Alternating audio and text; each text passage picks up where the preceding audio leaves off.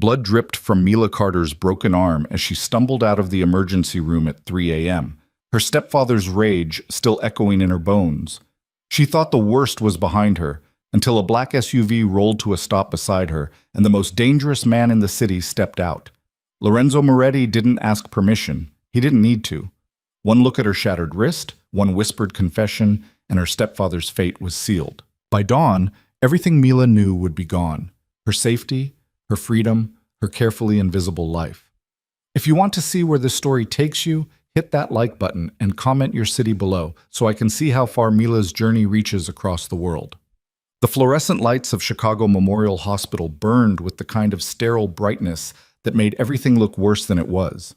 Mila Carter had worked under those lights for 3 years, long enough to know that the harsh illumination revealed every bruise, every broken bone, every secret people tried to hide. Tonight, she was the one hiding.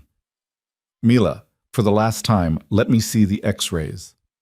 Doctor. Sarah Chen stood with her arms crossed, her dark eyes sharp, with the kind of concern that made Mila's chest tighten. They'd been friends since nursing school, which meant Sarah knew exactly when Mila was lying, and Mila was definitely lying. It's just a fracture, Mila said, cradling her left arm against her chest. The temporary splint did nothing to dull the throbbing pain that radiated from her wrist to her shoulder. I slipped on the stairs at home. Black ice.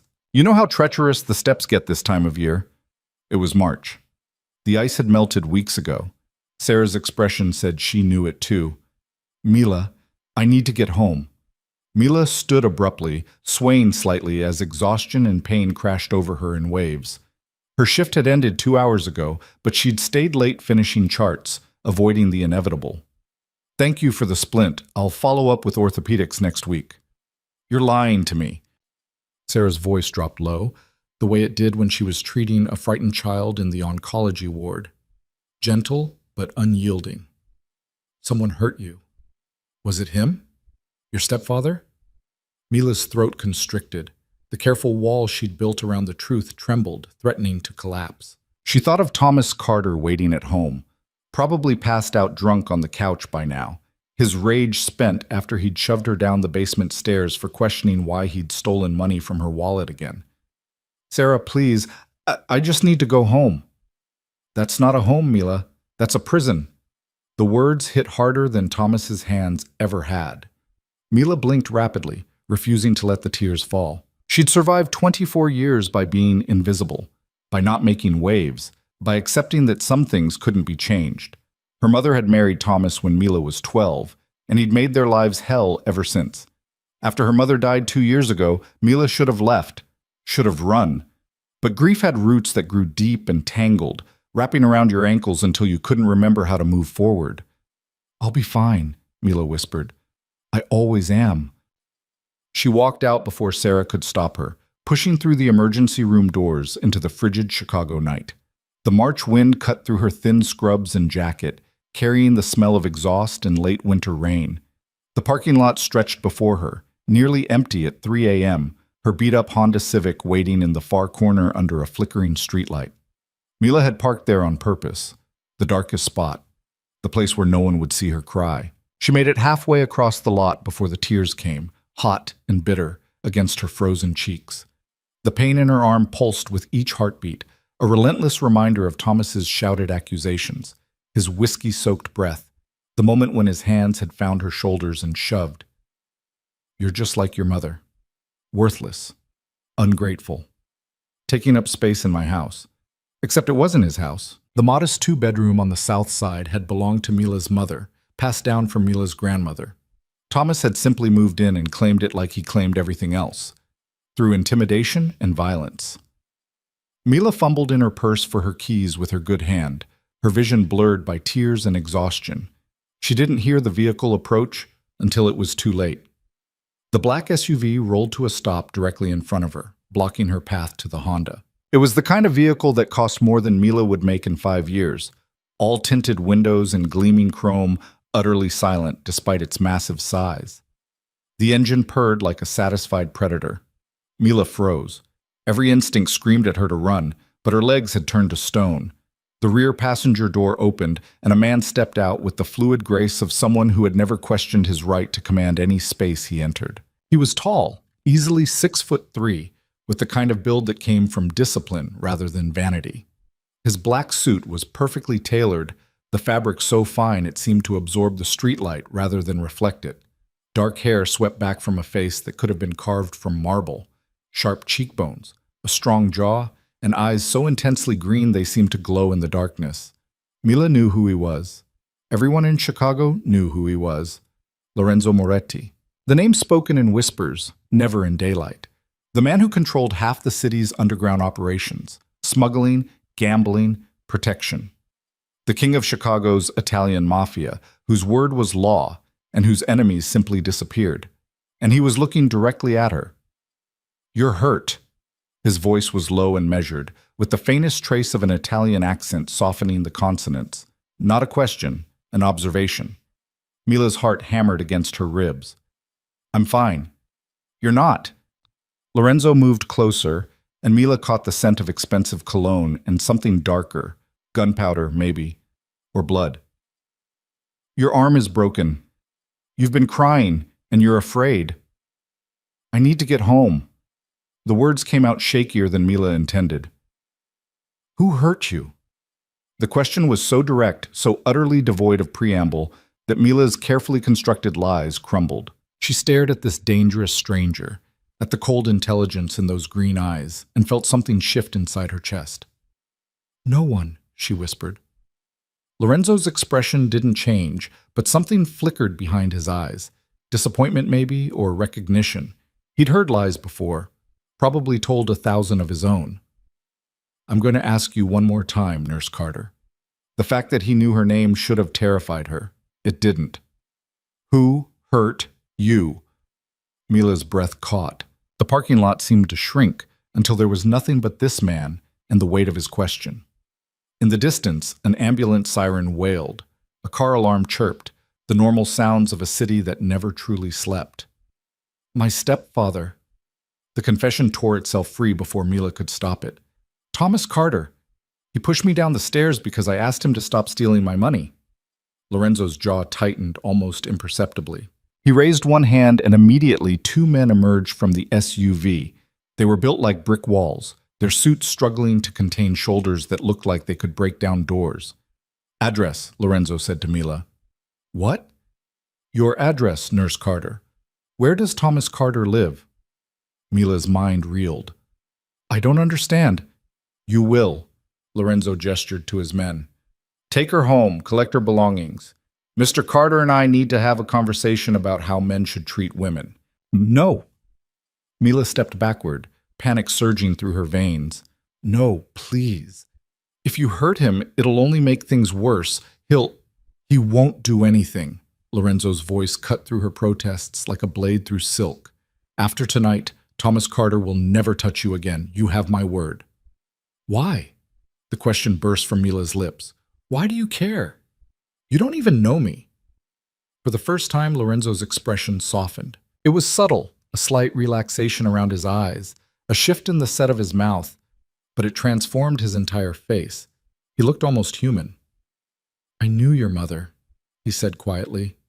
"Elena Russo. Before she became Elena Carter. Before she married that waste of oxygen currently drinking himself to death in her house." Mila's world tilted sideways. "You knew my mother?" 12 years ago, she saved my life." Lorenzo's gaze drifted past Mila, focusing on some distant memory. "I was shot during a territorial dispute, left for dead in an alley off Ashland Avenue. Your mother found me on her way home from her nursing shift.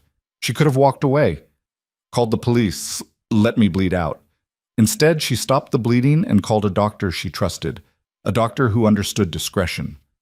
Mila's throat had gone completely dry. Her mother had never mentioned this, never spoken about saving a mobster's life. Before she left me at the doctor's office, she made me promise something. Lorenzo's eyes returned to Mila's face, and the intensity there was almost unbearable. She said, "I have a daughter, 12 years old, brown hair, her father's eyes. If anything ever happens to me, if she ever needs help, you find her. You protect her." I gave her my word. And I never break my word. Tears streamed down Mila's cheeks now, hot and relentless. She never told me. She was protecting you, from my world, from the knowledge that she'd tied your safety to a man like me. Lorenzo pulled a white handkerchief from his pocket and held it out. When Mila didn't take it, he gently dried her tears himself, his touch surprisingly careful. But Elena is gone now, and you're standing in a parking lot at 3 a.m. with a broken arm and nowhere safe to go. So I'm keeping my promise. I can't just leave, Mila protested weakly. My job, my apartment. You rent a room in a house owned by Thomas Carter. You work 16-hour shifts to avoid going home. You eat one meal a day because he steals your grocery money. Lorenzo's voice remained gentle, but the words were ruthless in their accuracy. That's not a life, Nurse Carter. That's survival. And you deserve better. One of Lorenzo's men, a mountain of muscle with a scar bisecting his left eyebrow, opened the SUV's rear door. Boss, we should move. Too exposed here. Lorenzo nodded, then turned back to Mila. You have a choice. You can get in the car, let my men collect your belongings, and come to my estate where you'll be safe while your arm heals. Or you can walk to your Honda, drive home to Thomas Carter, and spend the rest of your life looking over your shoulder. It wasn't really a choice. Mila had learned long ago that sometimes the only way to survive was to recognize when you'd run out of options. She climbed into the SUV. The interior smelled like leather and wealth, all polished wood accents and climate-controlled air. Lorenzo slid in beside her while his men took the front seats. The engine purred to life, and suddenly they were moving through Chicago's empty streets with the smooth efficiency of a shark through dark water. 2847 South Carpenter Street, Mila whispered, giving them the address. Second floor. My room is the one on the right. Everything I own fits in 2 suitcases. Lorenzo pulled out his phone and sent a rapid text. My men will be discreet. Your neighbors won't see anything. What are you going to do to Thomas? The question hung in the air between them. Lorenzo turned to face her fully, and Mila saw something ancient and cold in those green eyes. Something that had witnessed terrible things and emerged unchanged. I'm going to explain why he's leaving Chicago tonight, Lorenzo said calmly. I'm going to make it very clear what will happen if he ever contacts you again. And then I'm going to arrange transportation to a city of his choosing, along with enough money to start over somewhere far from here. He'll accept these terms because the alternative is significantly less pleasant. You're not going to kill him. Mila was surprised to hear the certainty in her own voice. Lorenzo's lips curved into something that might have been a smile on a different man. No, your mother made me promise to protect you, not to become a murderer on your behalf. Besides, death is quick. Exile is eternal. Thomas Carter will spend the rest of his life knowing he lost everything because he raised his hand to the wrong woman. The SUV glided through the South Side, past shuttered shops and empty playgrounds, through neighborhoods that looked different in the dark. Mila watched her city blur past the tinted windows and wondered if she was making the biggest mistake of her life, or the first real choice she'd made in years. Why were you at the hospital tonight? She asked suddenly. At 3 a.m. in the parking lot. That wasn't a coincidence. Lorenzo was quiet for a long moment. I've had someone watching you for the past 6 months, making sure you were safe. When my man reported that you entered the emergency room as a patient rather than a nurse, I knew something had happened. I was already on my way when you walked out. Mila should have been outraged at the invasion of privacy. Instead, she felt something else entirely. A strange, complicated gratitude. For 6 months, someone had been watching over her, making sure she was okay, caring about her welfare in a way no one had since her mother died. That's incredibly invasive, she said, but there was no heat in it. Yes, Lorenzo agreed simply. It is. I won't apologize for it.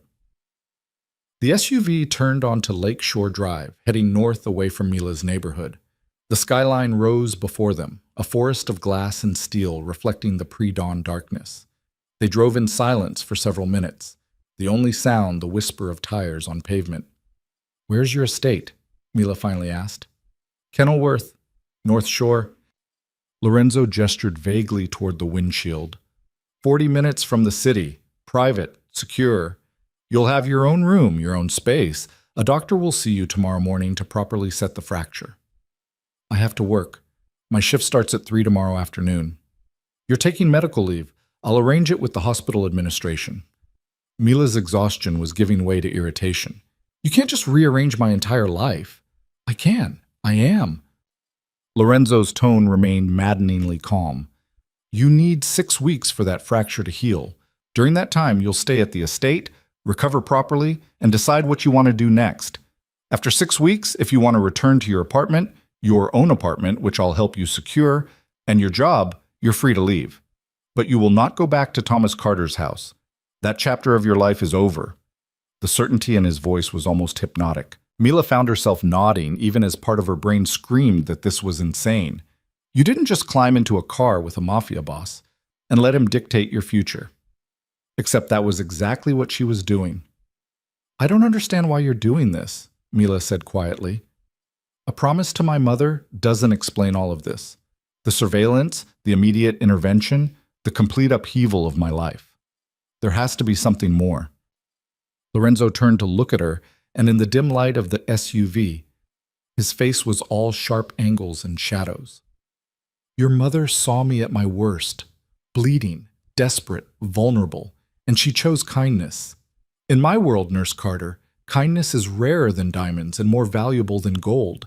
She asked only one thing in return, that I keep you safe. It's the easiest promise I've ever kept. The SUV exited onto a private road lined with massive estates set back from the street behind gates and hedges. Old money lived here, the kind that didn't need to announce itself. At the end of a long driveway, wrought iron gates swung open to reveal a sprawling mansion that looked like it had been transplanted directly from the Italian countryside. Stone and stucco gleamed in the landscape lighting, surrounding perfectly manicured gardens that must look stunning in daylight. Tall windows glowed with warm light, and Mila could see the shadowy shapes of staff moving inside even at this early hour. This is your home? She breathed. One of them. Lorenzo's expression was unreadable. I hope you'll be comfortable here. The SUV stopped at the front entrance, where a woman in her 50s waited at the top of the marble steps. She was elegant and composed, with steel-gray hair pulled into a neat bun and kind eyes that took in Mila's appearance with immediate understanding. This is Maria Delgado, Lorenzo said as he helped Mila from the vehicle with his good hand carefully supporting her uninjured arm. She manages the household staff. Anything you need, she'll provide. Maria descended the steps and took Mila's good hand in both of hers. Welcome, Miss Carter. I've prepared the East Guest Suite for you. Let's get you settled and comfortable. You look exhausted. Mila was beyond exhaustion. She'd entered some strange realm where reality had become fluid and nothing made sense anymore. She followed Maria into the mansion, through a foyer with soaring ceilings and crystal chandeliers, up a sweeping staircase with a carved wooden banister that felt like silk under her palm. The East Guest Suite was larger than Mila's entire room at Thomas's house. A massive 4-poster bed dominated the space, dressed in soft linens that looked like clouds. Floor-to-ceiling windows overlooked the gardens, currently dark but promising beauty in daylight. An ensuite bathroom featured a clawfoot tub and separate shower, all marble and gold fixtures. Your belongings will arrive within the hour, Maria said gently. I've laid out some night clothes for you, and there's tea on the nightstand if you'd like something warm.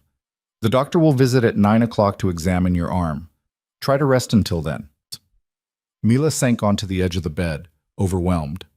Thank you, Maria smiled. You're safe here, Miss Carter. Mr. Moretti takes his promises very seriously. No one will hurt you again. After Maria left, Mila sat in the quiet luxury of the guest suite and tried to process the past hour. She'd left the hospital as Nurse Mila Carter, invisible and broken. Now she was someone important enough to warrant a mafia boss's protection, a guest in a mansion that probably cost more than the entire block where she'd grown up. A soft knock interrupted her thoughts. Lorenzo stood in the doorway, still perfectly composed despite the late hour. He'd removed his suit jacket, and Mila could see the shoulder holster beneath his left arm, the dark metal of the gun a stark reminder of who he was. I wanted to make sure you had everything you needed, he said. This is too much. Mila gestured vaguely at the opulent room. I don't belong here. Lorenzo stepped inside, moving with that same predatory grace.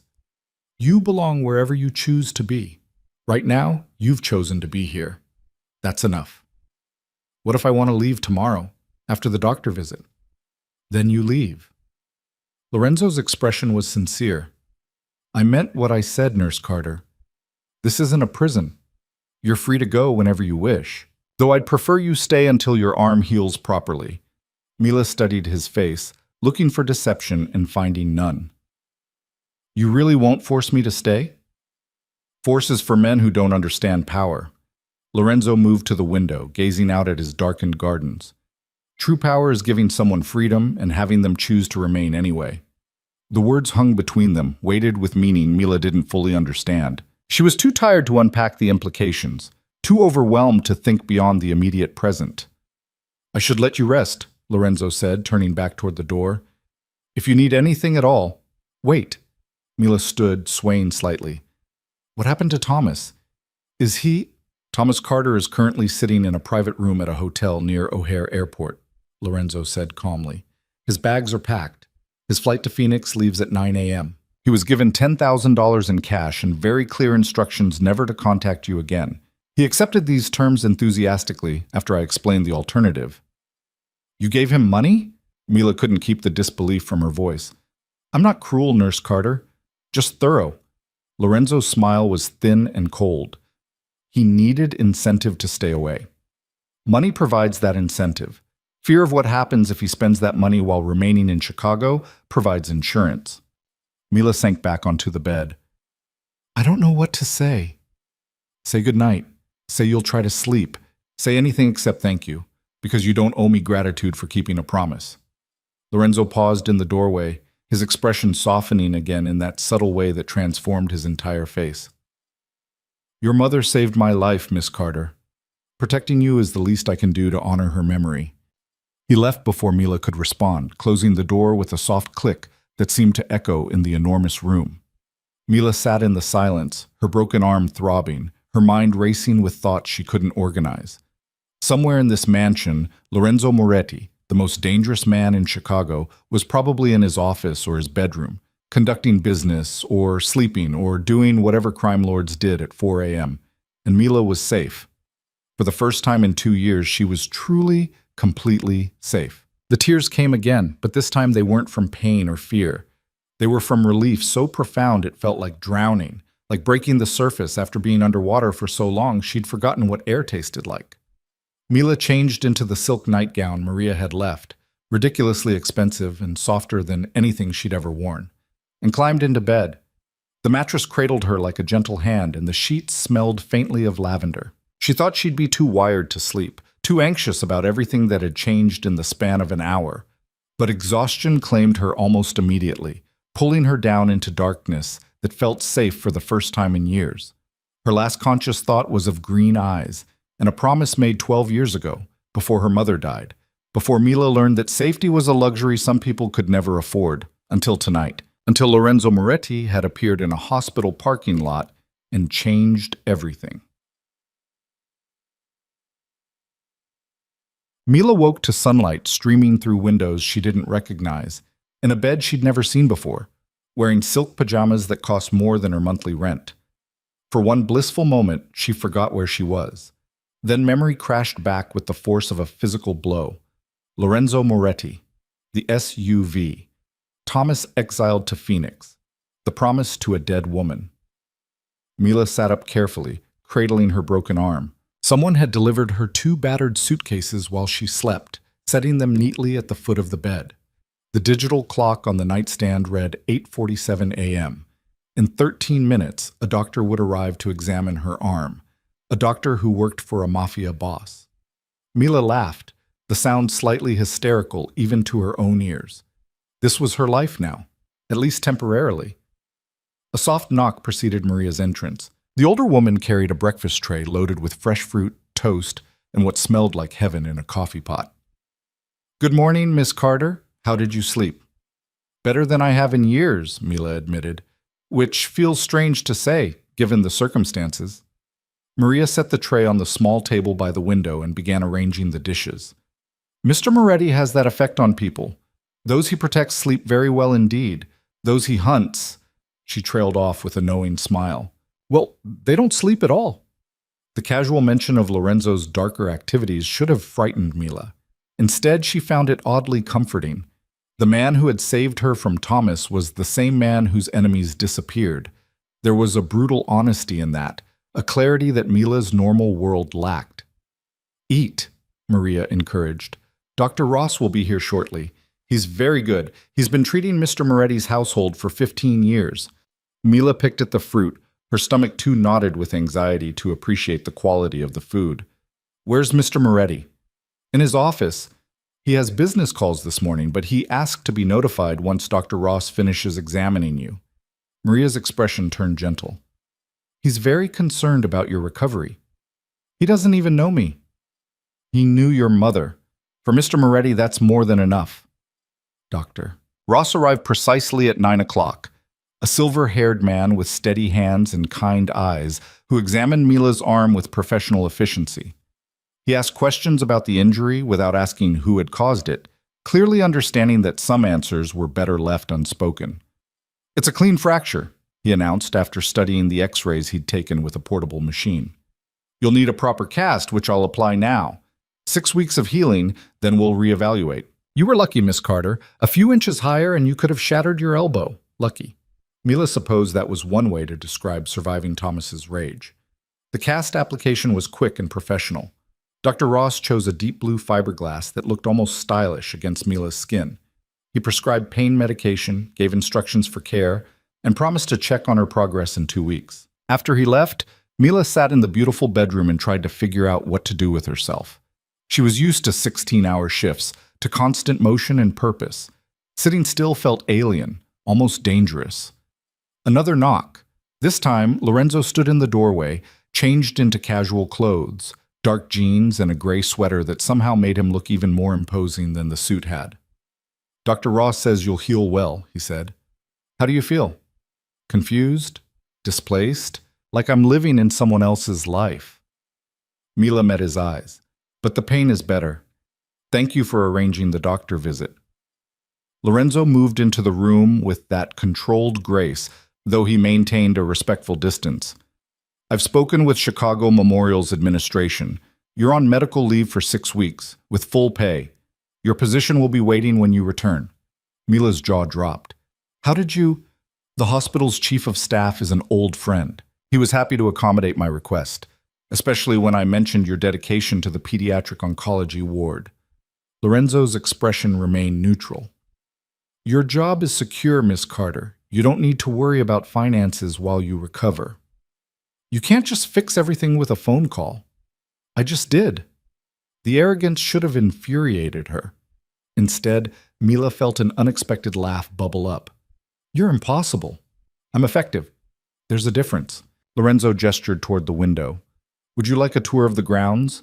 The gardens are particularly beautiful this time of morning, and the fresh air might help clear your head. Mila stood, suddenly desperate to move, to do anything except sit in luxury while her brain tried to process the seismic shift her life had undergone. I'd like that. They walked through the mansion together, Lorenzo pointing out details with the easy knowledge of someone who'd lived here for years. The library with its floor-to-ceiling bookshelves, the formal dining room that could seat 20, the music room with a grand piano that gleamed like black ice. Do you play? Mila asked, gesturing to the piano. My mother insisted I learn. She said music civilized savage souls. Lorenzo's smile was brief and sad. I'm not sure it worked. Outside, the gardens were stunning, manicured lawns giving way to wilder areas with native plants and meandering stone paths. A fountain burbled in the center courtyard, and Mila could hear birds singing in the trees that bordered the property. It's beautiful, she said quietly. Elena would have loved it. Lorenzo stopped beside the fountain, his expression distant. Your mother. When she saved me, I was living in a one-bedroom apartment above a butcher shop, bleeding on cheap carpet and wondering if I'd live to see sunrise. I promised myself that if I survived, I'd build something better, something worthy of the second chance she gave me. Mila studied the mansion, the grounds, the evidence of wealth and power surrounding them. You've certainly done that. Material success is easy when you're willing to break certain rules. Lorenzo turned to face her fully. Building something meaningful, that's harder. I'm still trying to figure out if I've managed it. The vulnerability in his words surprised Mila. She'd expected a crime lord to be many things: ruthless, calculating, cold. She hadn't expected introspection or genuine uncertainty. Why organized crime? She asked. If you wanted to honor my mother's memory, why not choose something legal? Lorenzo was quiet for a long moment. I was 17 when I came to Chicago from Sicily. No money, no family, no options. The Mafia took me in, trained me, gave me purpose. By the time I was old enough to understand I could choose differently, I was already too deep. The only way out was up, to a position where I could shape the organization rather than let it shape me. So you became the boss. I became the boss who enforces certain rules. No human trafficking, no drugs sold near schools, no targeting civilians who don't involve themselves in our business. I can't make the Mafia disappear, Miss Carter, but I can make it less monstrous than it would be under different leadership. Mila considered this. That's a very fine moral line you're walking. It's the only line I have. Lorenzo's green eyes met hers with uncomfortable honesty. I'm not a good man pretending to be bad. I'm a bad man trying to be less terrible than my nature suggests. Your mother saw potential in me. I've spent 12 years trying to prove she wasn't wrong. They walked in silence for a while, following a path that wound through flowering trees just beginning to bud. Mila's arm ached despite the pain medication, but the discomfort felt distant, manageable. Everything felt distant out here, as if the estate existed in a bubble separate from the rest of the world. What happens now? Mila finally asked. I can't just live here indefinitely, waiting for my arm to heal. You can do whatever you want. Read in the library, walk the grounds. Maria can arrange for anything you need: books, clothes, entertainment. Or you can rest and heal without pressure to do anything at all. Mila shook her head. I'm not good at doing nothing. Then don't. Lorenzo led her back toward the mansion. There's a home office on the second floor with computers and internet access. If you want to take online courses, research medical journals, or simply stay connected to the world, the resources are available. They entered through a side door that led directly into a sunny breakfast room. Maria had laid out lunch: fresh bread, cheese, fruit, and sliced meats arranged beautifully on fine china. I should probably eat alone, Mila said. You must have work to do. I always have work to do. It can wait. Lorenzo pulled out a chair for her with old-fashioned courtesy that seemed at odds with his reputation. Unless you'd prefer privacy? Mila surprised herself by sitting down. No, company is nice. They ate together in comfortable silence, and Mila found herself relaxing incrementally. Lorenzo was surprisingly easy to be around when he wasn't radiating dangerous intensity. He asked about her work at the hospital, listened with genuine interest as she described the challenges of pediatric oncology nursing. It must be difficult, he said quietly, working with sick children. It's the hardest and most rewarding thing I've ever done. Mila's throat tightened, thinking about her young patients, brave, resilient kids fighting battles no child should face. They remind me that courage isn't about not being afraid. It's about facing fear and choosing hope anyway. Lorenzo's expression shifted, something like admiration flickering in his eyes. Your mother would be proud of who you've become. The words cracked something open in Mila's chest. Tears threatened, but she blinked them back. I wish she'd told me about you, about saving your life. She was protecting you from my world. It was the right choice. Lorenzo's voice softened. Elena understood that some associations are dangerous. She kept you safe by keeping you separate. And now I'm here anyway. Now you're here because the alternative was worse. That's different than choosing this life willingly. Mila set down her fork, appetite gone. What if Thomas comes back? What if your promise and your money aren't enough? Then Thomas Carter will learn that some mistakes are permanent. Lorenzo's tone remained conversational, but steel ran through every word. I'm not a man who makes idle threats, Miss Carter. Your stepfather understands very clearly what will happen if he ever approaches you again. He's not that stupid. You can't watch over me forever. No, Lorenzo agreed, but I can watch over you until you're strong enough to watch over yourself. 6 weeks. Let yourself heal, figure out what you want, and then decide your next move from a position of strength rather than fear. It was the most reasonable thing anyone had said to Mila in years. She found herself nodding, accepting the logic even as part of her brain screamed that nothing about this situation was normal or safe. They finished lunch and Lorenzo excused himself to handle business matters. Mila wandered the mansion alone, exploring rooms filled with art and history, until she found herself in the library Lorenzo had mentioned earlier. Floor-to-ceiling shelves held thousands of books, classics, contemporary fiction, non-fiction across every subject imaginable. A rolling ladder provided access to the highest shelves, and comfortable reading chairs clustered near tall windows that overlooked the gardens. Mila selected a medical journal from the health section and settled into a chair, losing herself in articles about new treatments for childhood leukemia. It felt good to think about something familiar, something that made sense in a world that had suddenly become very strange. She read until the light began to fade, until Maria appeared to announce dinner would be served in 30 minutes. Mila returned to her bedroom to change, selecting a simple dress from her suitcase and feeling underdressed compared to the elegance surrounding her. Dinner was served in a smaller, more intimate dining room. Lorenzo was already seated, reading something on his phone with a frown that suggested bad news. He looked up when Mila entered, and the frown smoothed into neutral courtesy. "I hope you found ways to occupy yourself this afternoon. Your library is incredible." Mila took the seat across from him. "I could spend weeks in there and not finish reading everything that interests me. Consider it yours while you're here. Take any books to your room if you'd like." They ate roasted chicken with herbs and vegetables that tasted like something from a five-star restaurant. Conversation flowed more easily now, touching on neutral topics: favorite books, Chicago's unpredictable weather, the challenges of maintaining gardens this large. Mila was almost relaxed when Lorenzo's phone buzzed with an urgent tone that made him tense immediately. He glanced at the screen, and whatever he saw there drained the warmth from his expression. "I apologize, but I need to handle something." He stood, suddenly all business. "Please, finish your meal. I'll check on you later." He was gone before Mila could respond, moving with predatory speed that reminded her exactly who he was. She finished eating alone, her brief sense of normalcy shattered by the reminder that this mansion, these gardens, this entire luxurious bubble existed because of violence and crime. Lorenzo Moretti was a criminal. A murderer, probably. A man who lived by rules that had nothing to do with law or justice. And Mila was living in his house, eating his food, accepting his protection. The thought should have terrified her.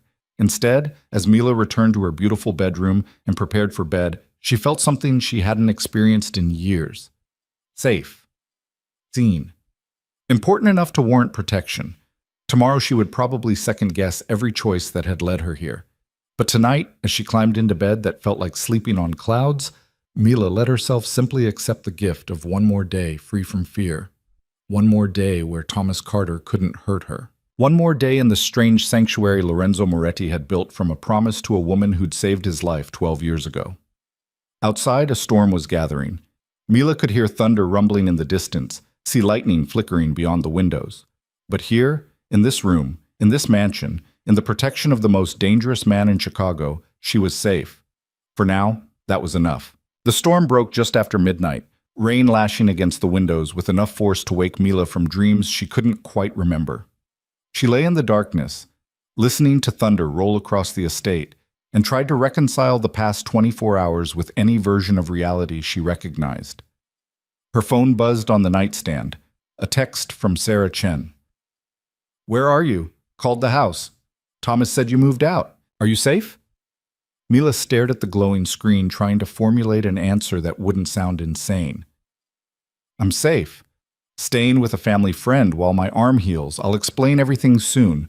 It was a lie wrapped around a truth wrapped around something so complicated Mila didn't have words for it yet. She set the phone down and closed her eyes, willing sleep to return. Instead, she heard something else beneath the storm's fury, raised voices coming from somewhere in the mansion. Lorenzo's voice, sharp with authority. Another man responding in rapid Italian, the words too quick and angry for Mila to catch individual meanings. A third voice joined, calmer but no less urgent. Mila knew she should stay in bed, should pull the covers over her head and pretend she heard nothing. Whatever crisis was unfolding downstairs had nothing to do with her. But she'd spent 3 years as an emergency room nurse, She recognized the particular tone of controlled chaos that meant something had gone terribly wrong. She grabbed a robe from the closet, silk, of course, because apparently Lorenzo's guest accommodations didn't include anything as pedestrian as cotton, and stepped into the hallway. The voices grew louder as she descended the grand staircase, following the sound to a room near the back of the mansion. The door stood ajar, light spilling into the dark corridor. Mila paused just outside, suddenly uncertain. This wasn't her world. These weren't her people.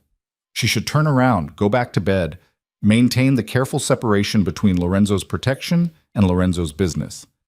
Then she heard the unmistakable sound of someone in pain, a harsh, bitten-off groan that bypassed her brain and went straight to her training. Mila pushed the door open. The room was a study or office, all dark wood and leather furniture. Lorenzo stood beside a massive desk, his shirt sleeves rolled up, and blood, not his own, Mila registered with clinical detachment, splattered across the white fabric. Two of his men flanked the desk, their expressions grim. And slumped in the leather chair, bleeding from a wound in his shoulder, was a man Mila didn't recognize. He was young, maybe 30, with dark hair matted with sweat and skin gone pale with blood loss. Every head turned toward Mila when she entered. Lorenzo's expression cycled through surprise, concern, and something that might have been resignation. "You should be sleeping," he said quietly. "You have a man bleeding in your office." Mila moved toward the injured man with the automatic efficiency of someone who'd triaged hundreds of patients. How long ago was he shot? "Miss Carter." "How long, Mr. Moretti?" Mila's voice carried the authority she used in the ER when doctors tried to override her assessment. "Because if it's been more than 30 minutes, he's going into shock. And if the bullet nicked his subclavian artery, he'll be dead in 20. Lorenzo studied her for a beat, then stepped aside. 40 minutes. Drive-by shooting in Little Italy. Marco took a bullet meant for me. Mila was already at Marco's side, her fingers finding his pulse. Fast and thready, definitely heading toward shock. She pulled back his blood-soaked shirt to examine the wound. Entry point high on the left shoulder, no visible exit wound. The bullet was still inside, and from the dark blood seeping steadily rather than spurting, it had missed the major arteries. Lucky. "I need clean towels, bottled water, and a first aid kit. Now." Mila looked at the two men who hadn't moved. "Unless you want to watch him die while you stand there looking tough." They glanced at Lorenzo, who nodded sharply. Both men disappeared, returning within minutes with supplies. Mila worked quickly, cleaning the wound as best she could while Marco gritted his teeth against the pain. "You need a hospital," she told him. "This needs surgical intervention. I can stabilize you, but I can't extract the bullet safely here." "No hospitals." Marco's voice was hoarse but firm. "Gunshot wounds mean police reports. Police reports mean questions we can't answer." "Then you need a doctor who doesn't ask questions." "I called Dr. Ross," Lorenzo said. "He's on his way." ETA 20 minutes. Mila packed the wound with gauze, applying pressure to slow the bleeding. 20 minutes is a long time when you're losing blood. He needs fluids, something for the pain, and he needs to stay conscious until the doctor arrives. She looked directly at Lorenzo. "Do you have medical supplies? IV equipment? Saline solution?" "There's a medical room upstairs, fully stocked." Lorenzo was already moving toward the door. "Show me what you need." The medical room turned out to be better equipped than some small-town emergency departments. Mila selected IV supplies, bags of saline, and pain medication while Lorenzo watched with an expression she couldn't quite read. "You're not surprised by any of this, are you?" she asked as she gathered supplies.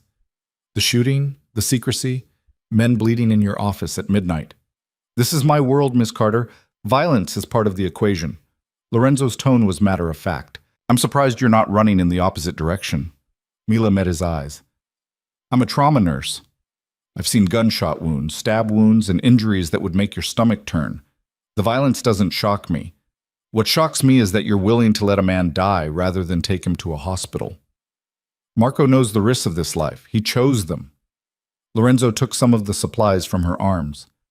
"But I'm grateful you're here to make sure those risks don't kill him tonight." They returned to the office where Marco was beginning to drift, his eyes unfocused. Mila worked quickly, starting an IV line with practiced efficiency and hanging the saline bag from a floor lamp that one of the men repositioned. She administered pain medication through the IV port, then checked Marco's vitals again. Pulse still too fast, but no longer thready.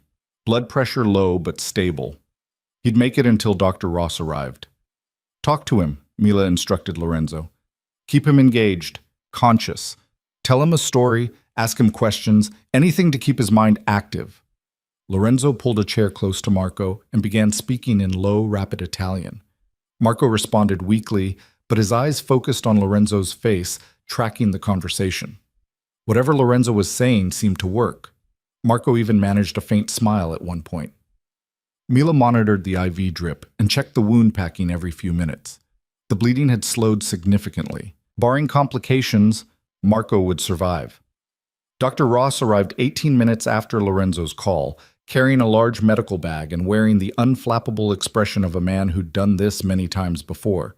He took in the scene with a single glance, nodded to Mila with something like approval, and immediately began examining Marco. "Good work, Miss Carter," he said as he inspected her IV placement. "Very clean line, proper saline flow. You've bought him the time he needed." Together, they prepared Marco for bullet extraction. Dr. Ross worked with calm efficiency, using local anesthetic and surgical tools that gleamed under the office lighting. Mila assisted, anticipating his needs with the seamless coordination that came from years of emergency medicine. Lorenzo watched from across the room, his expression unreadable. His other men had positioned themselves by the door and windows, standing guard with the alert stillness of soldiers who knew danger could arrive at any moment. The bullet extraction took 40 minutes. Dr. Ross pulled a misshapen piece of metal from Marco's shoulder and dropped it into a steel tray with a soft clink. "Damaged but intact, no fragmentation. The shoulder will heal, though he'll need physical therapy." Dr. Ross began closing the wound with neat stitches. He was fortunate. A few centimeters to the right, and we'd be having a very different conversation. Marco, foggy with pain medication but conscious, managed a weak laugh. "Remind me to duck faster next time, Doc." "Remind yourself to choose a different profession," Dr. Ross replied dryly. "Though I suppose you're all a bit old to become accountants at this point." It took another 30 minutes to finish the procedure, administer antibiotics, and ensure Marco's vitals remained stable. Dr. Ross gave detailed care instructions, left additional medication, and departed with the same discretion he'd arrived with. Mila helped Lorenzo's men move Marco to a bedroom on the first floor, easier than navigating stairs, and got him settled with water, medication, and strict orders to rest for the next 48 hours. By the time she returned to the office, dawn was breaking. Gray light filtered through the windows, and Mila felt exhaustion crashing over her in waves. Her broken arm ached fiercely. She'd been moving too much, putting too much strain on the fracture. Lorenzo was cleaning blood from the leather chair, his movements methodical and practiced. He looked up when Mila entered. "You should be resting," he said. "Your arm will be fine. I've had worse shifts at the hospital." Mila sank into a chair that didn't have bloodstains. "Is this normal? Men getting shot? Midnight medical emergencies?" Lorenzo set down the cleaning cloth and faced her fully. "It's more common than I'd like, less common than it used to be. I've worked hard to establish territories and agreements that minimize violence, but there are always those who challenge the established order." "Who shot at you tonight?" "That's not your concern." "You're making me part of this world," Mila said quietly. "I just spent 3 hours keeping your man alive. I think that makes it my concern." Lorenzo was silent for a long moment, studying her with those unsettling green eyes. Finally, he sighed and sat in the chair beside her. "There's a new player in Chicago. Calls himself Viktor Kozlov, runs a Russian crew that's been pushing into territories that were previously neutral ground. He's young, aggressive, and doesn't respect the traditional boundaries that keep this city from descending into open warfare. And he wants you dead. He wants what I have. The territory, the influence, the control. Killing me is the fastest way to destabilize my organization and create opportunities for expansion." Lorenzo's expression remained calm, but Mila saw something darker beneath the surface. "Tonight was a warning, a demonstration that he can reach my people anywhere in the city." "What will you do?" "What I always do, respond proportionally. Make it clear that attacking my organization carries consequences that outweigh any potential gains." Lorenzo met her eyes. This is what I am, Miss Carter, what I've always been. The man who protects you is the same man who will order violence against those who threaten what's mine. If that changes your opinion of me, I understand. Mila considered this. She should be horrified. Should recognize this as her chance to leave, to walk away from a world where bullets flew and men bled in expensive offices at midnight. But she thought of Marco, who'd taken a bullet meant for Lorenzo, of the loyalty that inspired such sacrifice, of Lorenzo himself, who'd dropped everything to ensure his injured man received care, who'd kept Marco conscious and calm through sheer force of will and compassion. My mother saved your life, Mila said slowly. You could have forgotten about her, could have ignored the promise you made. Instead, you've watched over me for months, protected me from Thomas, given me a safe place to heal. That doesn't excuse... I'm not finished. Mila leaned forward, ignoring the pain in her arm. You're a criminal. You break laws, probably order terrible things, live by rules that have nothing to do with justice. But you also enforced boundaries that keep drugs away from schools. You exile abusive men instead of killing them. You employ people like Dr. Ross and Maria who could work anywhere but choose to work for you. Lorenzo's expression shifted, something like surprise flickering across his features. I'm not saying you're a good man, Mila continued. I'm saying you're more complicated than I expected. And the world you've shown me, the protection, the loyalty, the fierce commitment to those promises you make, that's not something I'm ready to walk away from yet. You're still in shock from everything that's happened, Lorenzo said quietly. In a few days, when reality settles, you'll feel differently. Maybe. Or maybe I'm finally seeing clearly for the first time in years. Mila stood, swaying with exhaustion. I'm going to sleep now. Check on Marco when I wake up. Try to process the fact that I just performed emergency medicine in a Mafia boss's office. She made it to the door before Lorenzo's voice stopped her. Thank you for saving Marco's life. Mila looked back at him, this dangerous, complicated man who'd turned her world upside down in the span of 48 hours. You're welcome. Try not to let anyone else get shot before I've had some sleep. His smile was brief and genuine. I'll do my best. Mila returned to her room as sunlight strengthened outside the windows. She should have been terrified by everything she'd witnessed. Instead, as she fell into bed still wearing the blood-flecked silk robe, she felt strangely energized. For 3 years she'd been invisible, a nurse who went through the motions, who worked herself to exhaustion to avoid thinking about her empty life and abusive home. She'd existed in the margins, never quite present, never fully engaged with the world around her, but tonight she'd been essential, needed. Her skills had mattered in a way that went beyond professional duty into something personal and immediate. Lorenzo Moretti had given her that. Not just safety or protection, but purpose. A reminder that she was capable of more than mere survival. The thought should probably worry her. It didn't. Mila slept deeply and dreamlessly, waking only when Maria knocked gently in the late afternoon. Mr. Moretti asked me to check on you, Maria said, setting down a tray with tea and light food. He's been concerned. You worked through the night helping Marco. Mila sat up, wincing as her arm protested the movement. How is Marco? Resting comfortably, complaining about being confined to bed, which Dr. Ross says is a good sign. Maria smiled. Mr. Moretti is with him now. He wanted me to tell you that dinner will be informal tonight, whenever you're ready. After Maria left, Mila showered carefully, keeping the cast dry, and changed into clean clothes. Her suitcases held mostly scrubs and casual wear, nothing appropriate for a Mafia mansion. She made a mental note to eventually retrieve more clothes from storage, assuming she stayed beyond the initial 6-week healing period. Assuming she wanted to stay at all. The thought surprised her. 3 days ago, the idea of living with Lorenzo Moretti would have been unthinkable. Now she was considering it as a genuine possibility. Mila found Lorenzo in Marco's room, sitting beside the bed and speaking in low Italian. Marco looked better. Color returned to his face, eyes clear and alert. He brightened when Mila entered. The angel who saved my life, he said in accented English. Come, let me thank you properly. You can thank me by following Dr. Ross's instructions and not tearing those stitches. Mila checked his vitals with practiced efficiency. How's the pain? Manageable. The medication helps. Marco glanced at Lorenzo with obvious affection. The boss says you're Elena Russo's daughter. Your mother was a remarkable woman. You knew her? Only by reputation. She was legendary in certain circles. The nurse who saved Lorenzo's life and asked nothing in return except a promise. Marco's expression turned serious. We all know that promise is why you're here. Why the boss moved heaven and earth to get you out of a bad situation. Mila felt heat rise in her cheeks. I didn't realize my circumstances were common knowledge. Nothing stays secret long in this organization, Lorenzo said quietly. But everyone understands the debt I owe your mother. Protecting you honors that debt. No one questions it.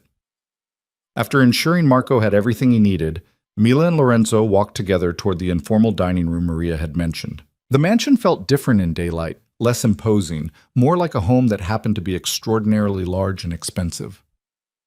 I have something for you, Lorenzo said, leading her to his office instead of the dining room. I wanted to give it to you privately. He retrieved a manila envelope from his desk and handed it to Mila. Inside, she found legal documents, lease agreements, utility transfers, and keys. What is this? Your apartment. 1-bedroom, north side, safe neighborhood near the hospital. The lease is paid for 1 year, utilities included. Fully furnished. Lorenzo's expression was carefully neutral. When your arm heals and you're ready to leave, you'll have somewhere safe to go, somewhere that's entirely yours. Mila stared at the documents, overwhelmed. This is too much. This is keeping my promise to your mother, making sure you have options, independence, a life that doesn't depend on anyone's charity or protection. Lorenzo moved to the window, giving her space to process. You can move in tomorrow if you want, or stay here for the full 6 weeks, or leave next month and use the apartment as you see fit. The choice is yours. Why are you doing this? Mila's voice came out smaller than she intended. The protection, I understand, but setting up an entire apartment? Arranging my medical leave? This goes beyond keeping a promise. Lorenzo turned to face her, and for the first time since they'd met, he looked uncertain, vulnerable in a way that seemed fundamentally at odds with his reputation. Your mother saw something in me worth saving, he said quietly. She looked at a bleeding criminal in an alley and decided his life had value. No one had ever done that before. My own family certainly never had. He paused, choosing his words carefully. When she made me promise to protect you, I thought it would be simple. Money? Maybe. A phone call if you ever needed help? I didn't expect to spend 12 years watching from a distance as you built a career, survived your mother's death, and endured abuse from a man who should have protected you instead of hurting you. You've been watching me for 12 years? Mila couldn't decide if that was comforting or terrifying. Not constantly, just periodic check-ins to ensure you were safe. The surveillance intensified 6 months ago when my contacts reported that Thomas's drinking was getting worse. Lorenzo's jaw tightened. I should have intervened sooner, before he broke your arm. That failure is mine to carry. You're not responsible for Thomas's actions. No, but I am responsible for keeping a promise to your mother. And I failed to prevent you from being hurt. Lorenzo crossed the room, stopping a careful distance away. So yes, Miss Carter, I'm doing more than necessary, because adequate isn't good enough when it comes to honoring the memory of the woman who saved my life. Mila looked down at the apartment keys in her hand, solid and real and representing a future she'd barely dared to imagine. Freedom, independence, a home that was truly hers. Thank you, she whispered, for all of it. They stood in silence for a moment, the weight of unspoken things hanging between them. Then Lorenzo's phone buzzed with an urgent tone that shattered the intimacy of the moment. He glanced at the screen, and his expression hardened. I need to handle something. Will you excuse me? Of course. Lorenzo left quickly, already speaking in rapid Italian to whoever had messaged. Mila remained in the office, holding the keys to her new apartment and trying to understand the strange ache in her chest. She should be planning her departure. Should be counting down the days until her arm healed and she could reclaim her independent life. Instead, she found herself hoping the 6 weeks would pass slowly. Found herself wanting more evenings of conversation over dinner, more glimpses of the complicated man beneath Lorenzo's dangerous reputation. The realization should have frightened her. It didn't. Over the next 2 weeks, Mila settled into an unexpected routine. Mornings spent reading in the library or walking the gardens when weather permitted. Afternoons checking on Marco's recovery, and occasionally helping Dr. Ross with follow-up care. Evenings with Lorenzo when his business allowed, talking about everything and nothing over meals that Maria prepared with obvious love. They didn't discuss his criminal activities, didn't acknowledge the men who came and went at odd hours, or the tense phone calls Lorenzo took in Italian or Russian, or languages Mila didn't recognize. There was an unspoken agreement to keep those worlds separate. Lorenzo's protection of her existed in a bubble apart from his darker dealings. But the bubble couldn't last forever. It shattered on a Tuesday evening when Mila answered the library phone, an old landline that rarely rang, and heard a voice that sent ice through her veins. "Hello, Mila." Thomas Carter, calling from Phoenix or wherever Lorenzo had exiled him. "How did you get this number?" Mila's hand trembled as she gripped the receiver. "I still have friends in Chicago, people who owe me favors." Thomas's voice carried the edge of suppressed rage. "Did you really think you could just disappear? That sending me away would solve everything?" "Lorenzo warned you. Lorenzo Moretti doesn't scare me. He's just another thug with delusions of power." Thomas laughed, the sound ugly and familiar. "You made a mistake, Mila, aligning yourself with criminals. When this all falls apart, and it will, you'll have nowhere left to run." The line went dead. Mila stood frozen, the dial tone buzzing in her ear, as fear she'd thought conquered came rushing back. Thomas had found her, knew where she was. The safety Lorenzo had provided suddenly felt fragile, temporary, built on foundations that could crack at any moment. She found Lorenzo in his office, reviewing documents with two of his senior advisors. He took one look at her face and immediately dismissed the men. "What happened?" "Thomas called. The library phone. He knows I'm here." The words tumbled out in a rush. "He said you don't scare him, said everything will fall apart." Lorenzo's expression went cold and deadly. "Did he threaten you directly?" "Not exactly, but the implication was clear." Mila sank into a chair, her legs suddenly unreliable. "How did he find me?" "That's what I'm going to discover." Lorenzo was already on his phone, issuing orders in Italian.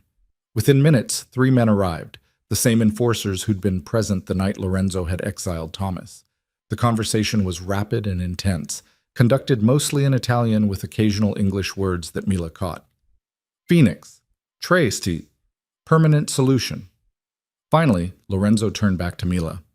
"Thomas left Phoenix 3 days ago. My people lost track of him in Las Vegas. He's been moving around using cash to avoid detection. He's coming here.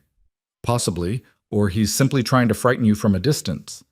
Lorenzo's tone was reassuring, but his eyes remained hard. "Either way, security around the estate is being increased immediately. And I'm going to make one more attempt to reason with your stepfather. If that fails..." He didn't finish the sentence. He didn't need to. "I don't want you to kill him," Mila said quietly. "No matter what he's done, I don't want his blood on your hands because of me." Lorenzo knelt beside her chair, bringing them eye to eye. "Then I won't kill him, but I will ensure he never contacts you again. Do you trust me to handle this?" Mila looked into those green eyes and found herself nodding. "Yes, I trust you." The words felt monumental, world-shifting. 3 weeks ago, she would never have trusted a criminal, a killer, a man whose business was violence and control. But Lorenzo had shown her another side, the man who kept promises, who protected fiercely, who treated her with a respect Thomas had never managed. "I'll take care of this," Lorenzo promised. "You're safe here, Mila. No one will hurt you again." He used her first name for the first time, and the intimacy of it sent warmth spreading through her chest. Over the next 48 hours, the estate transformed into a fortress. Additional guards appeared at the gates and along the property perimeter. Security cameras were installed in places Mila hadn't noticed needed monitoring, and Lorenzo himself became more present, working from home instead of his downtown office, always within reach if Mila needed him. On Thursday evening, Lorenzo's phone rang with news that made his shoulders relax fractionally. "They found Thomas," he told Mila over dinner, "back in Phoenix. Apparently his calls were attempts to harass you, not preludes to actual contact. He's being reminded of the terms of our agreement with considerably more force this time." "What does that mean?" "It means Thomas Carter now understands that exile is a gift he shouldn't squander, and that any further contact with you will result in consequences he won't enjoy." Lorenzo's expression softened. "He won't bother you again, Mila. I guarantee it." The relief was so profound, Mila felt tears threaten. "Thank you. You keep thanking me for things I should do automatically. Lorenzo reached across the table, stopping just short of touching her hand. Protecting you isn't a favor, Mila. It's an obligation I'm honored to fulfill. Their eyes met and held, and something shifted in the air between them. Something Mila had been trying not to acknowledge for days now. The pull she felt toward this dangerous man, the way her heart rate increased when he entered a room, the disappointment when business called him away from their evening conversations. She was developing feelings for Lorenzo Moretti, complicated, inadvisable feelings that had no place in their arrangement. Lorenzo must have seen something in her expression because he drew his hand back, carefully reestablishing distance. Your arm should be healed enough to remove the cast in 3 weeks, he said, changing the subject with obvious deliberation. Dr. Ross will want to do x-rays to confirm the bone has set properly. And then I can go back to work. Mila tried to match his casual tone. Resume my normal life. If that's what you want. Isn't it what we agreed? 6 weeks of healing, then I return to independence? Lorenzo was quiet for a moment. Plans can change. If you wanted to stay longer, to use the estate as a home base while you transition back to work, the option is available. The offer hung between them, laden with implications neither seemed ready to address directly. I'll think about it, Mila said finally. But as she returned to her room that night, she knew the truth. She didn't want to leave.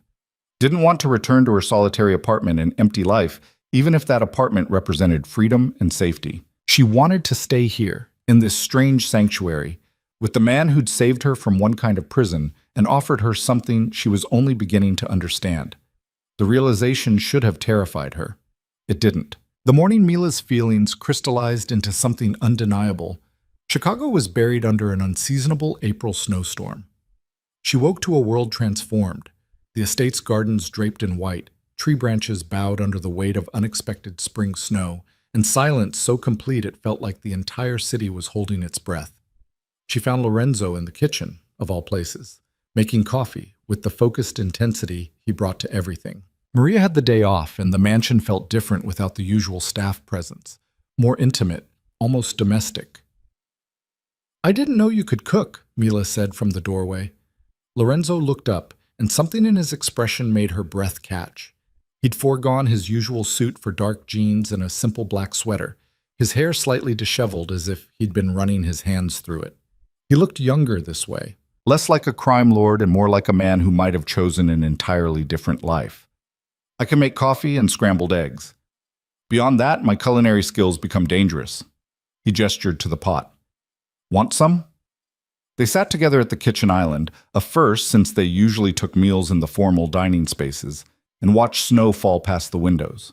The intimacy of the moment felt deliberate, as if they'd both been circling this precipice for weeks and had finally decided to acknowledge it.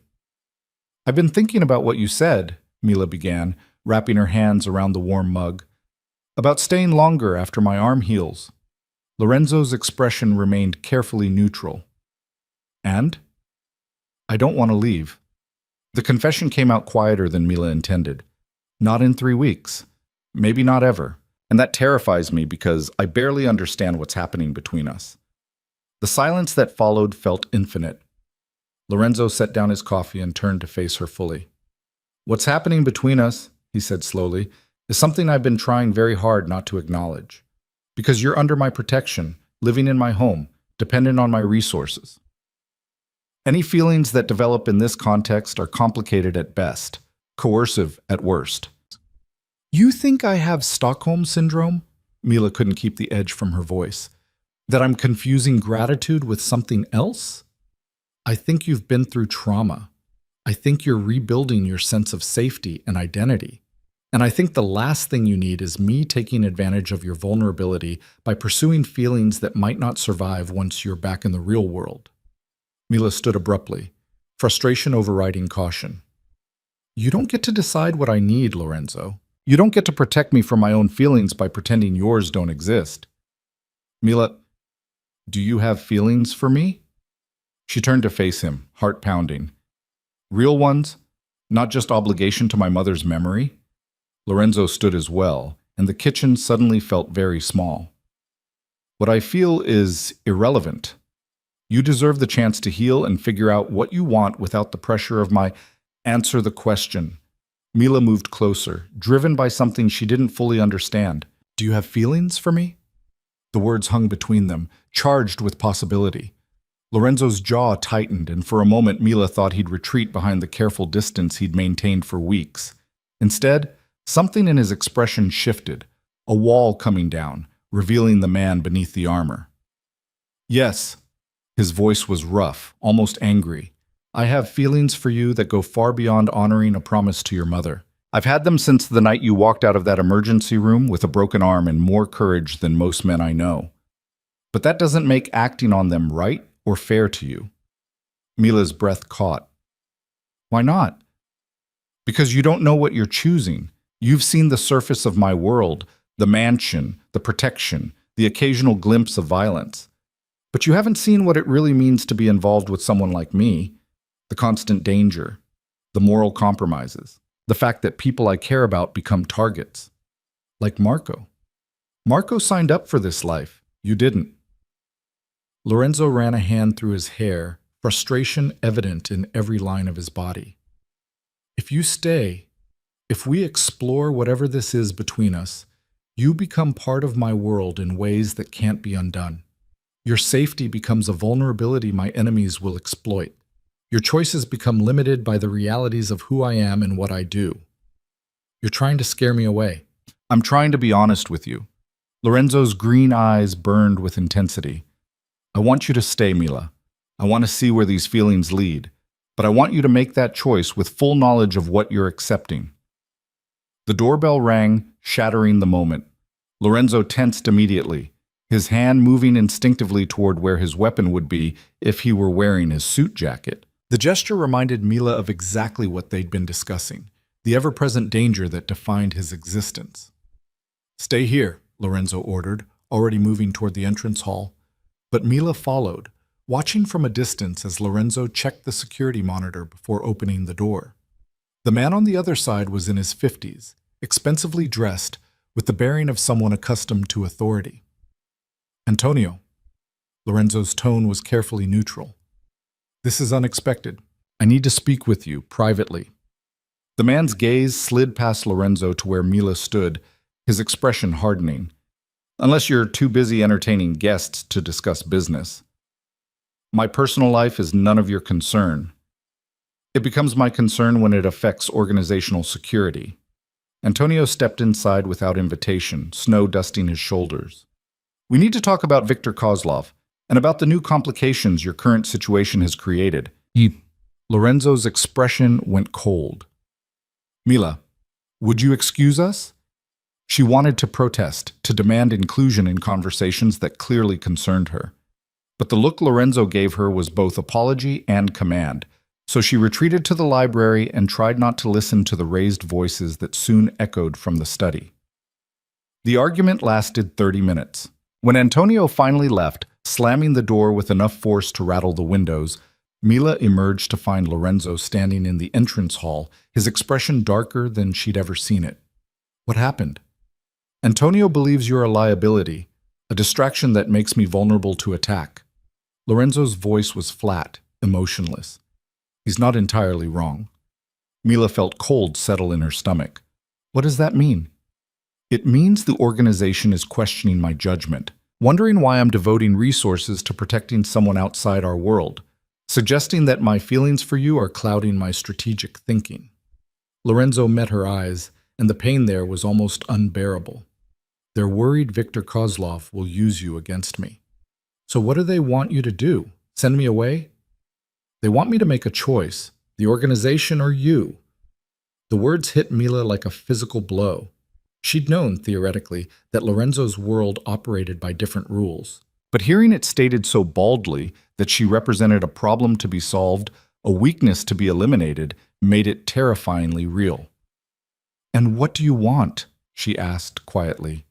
Lorenzo crossed the distance between them in 3 strides, and suddenly his hands were framing her face, his intensity focused entirely on her. "I want to tell Antonio and everyone else to go to hell. I want to keep you here, safe, and deal with the consequences as they come. But that's selfish. That's putting my desires ahead of your safety. Maybe I'm willing to take the risk." You don't understand what you're risking.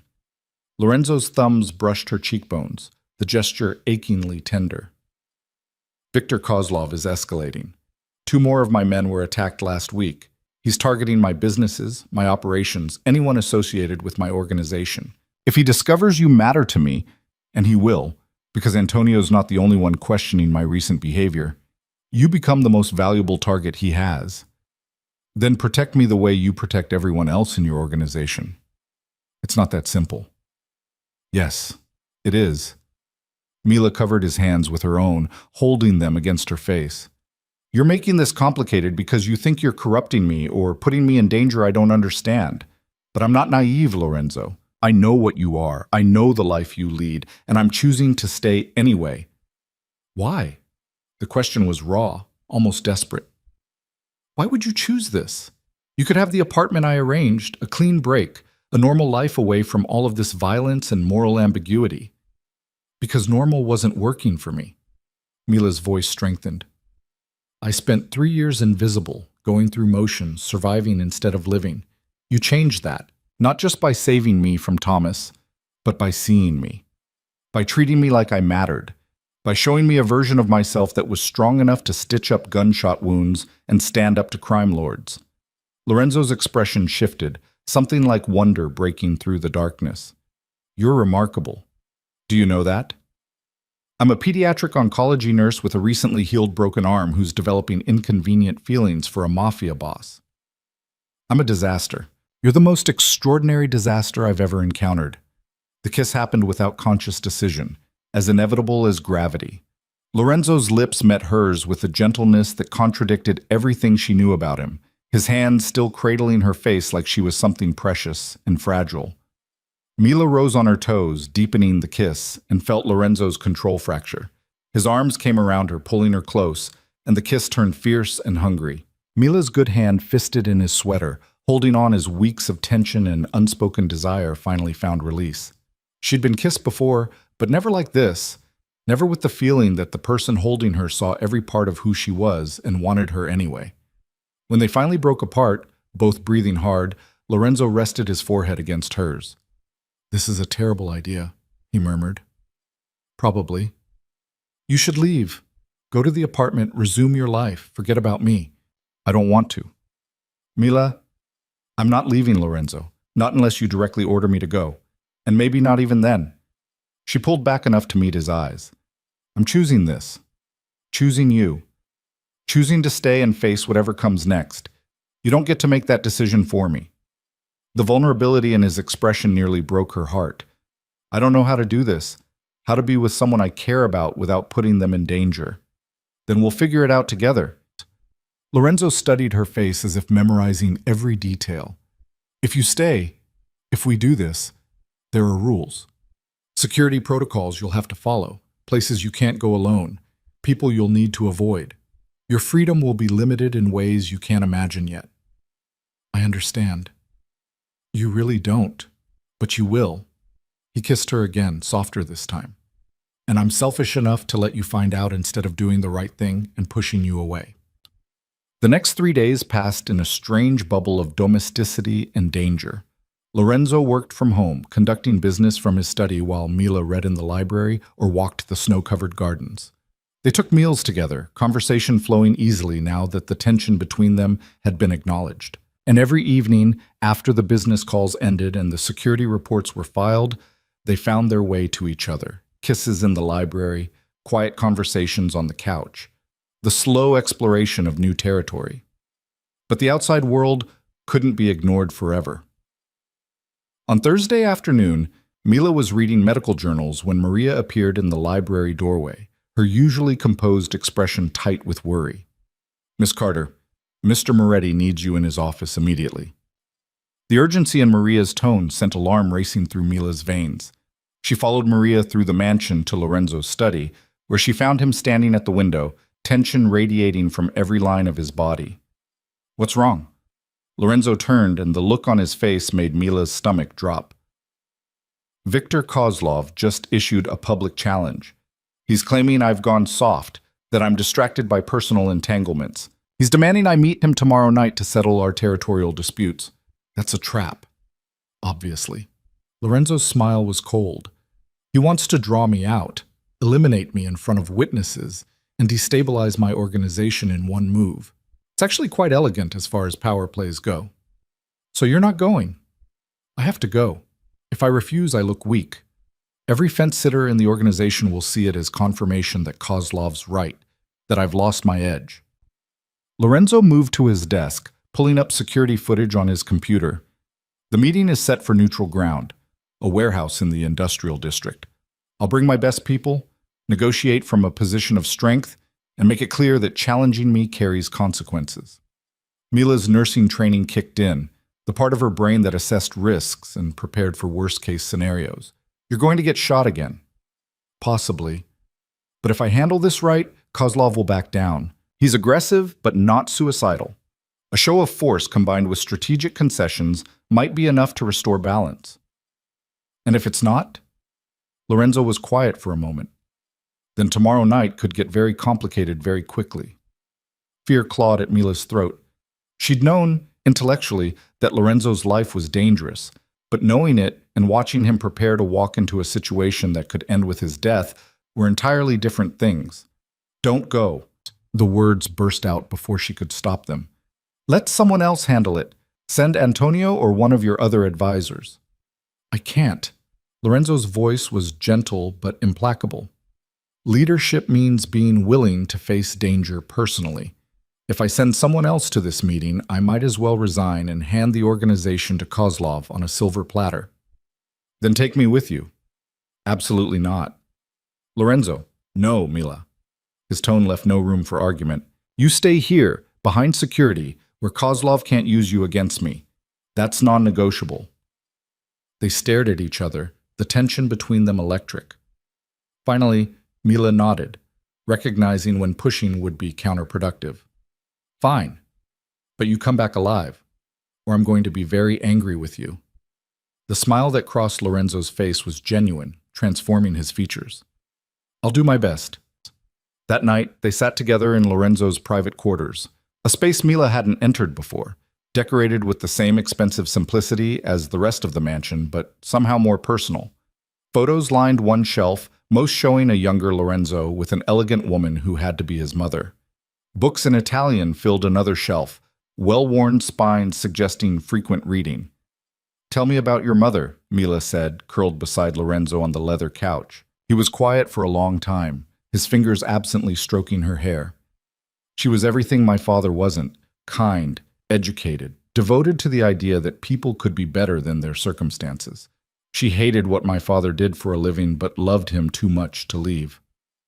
How did she die? Cancer. Ovarian, stage 4 by the time they caught it. Lorenzo's voice went flat. We had the best doctors, the most expensive treatments. None of it mattered. She died 6 months after diagnosis, and my father followed her a year later. Heart attack, officially. But I think he died of a broken heart. Mila threaded her fingers through his, offering silent comfort. She would have liked you, Lorenzo continued, would have appreciated that you see people as they are, not as they pretend to be. She always said the measure of a person wasn't what they did in public, but who they were when no one was watching. And who are you when no one's watching? Lorenzo turned to look at her, his expression unguarded. Tired. Lonely. Hoping that the choices I make add up to something meaningful instead of just perpetuating cycles of violence and control. The vulnerability in his words made Mila's chest ache. She kissed him, pouring everything she couldn't articulate into the gesture, reassurance, affection, the terrifying realization that what she felt for him had grown far beyond simple attraction. They made love that night with a tenderness that surprised them both. The careful urgency of people who understood tomorrow wasn't guaranteed. Afterward, lying in Lorenzo's arms in the pre-dawn darkness, Mila felt the full weight of her choice settle over her. She'd fallen in love with a man who lived with death as a constant companion, who made decisions that cost lives and shaped the criminal landscape of an entire city, who could kiss her with heartbreaking gentleness one moment and order violence the next without apparent contradiction. And she didn't regret it.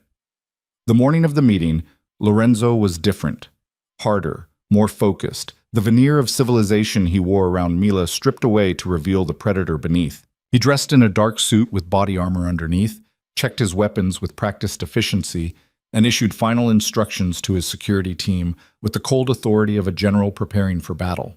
Mila watched from the doorway of his bedroom, trying to memorize every detail. The way his hands moved as he holstered his gun, the set of his shoulders, the grim determination in his eyes. "If something happens to me," Lorenzo said without looking up, "Marco has instructions to get you out of Chicago. New identity, new city, enough money to start over completely. You'll be safe." "Nothing's going to happen." "But if it does, Lorenzo." Mila crossed to him, forcing him to meet her eyes. "You're coming back. We're going to have dinner tonight, probably argue about whether I'm staying long term, and you're going to tell me I'm impossible while looking at me like I'm the best thing that's ever happened to you." His smile was brief but genuine. "You are impossible. And you love it." "I do." He cupped her face, the gesture already familiar. "I love you. I should probably wait to say that until after I've survived this meeting, but just in case..." Mila kissed him to stop the words, refusing to let him finish that thought. "Tell me tonight, when you come home."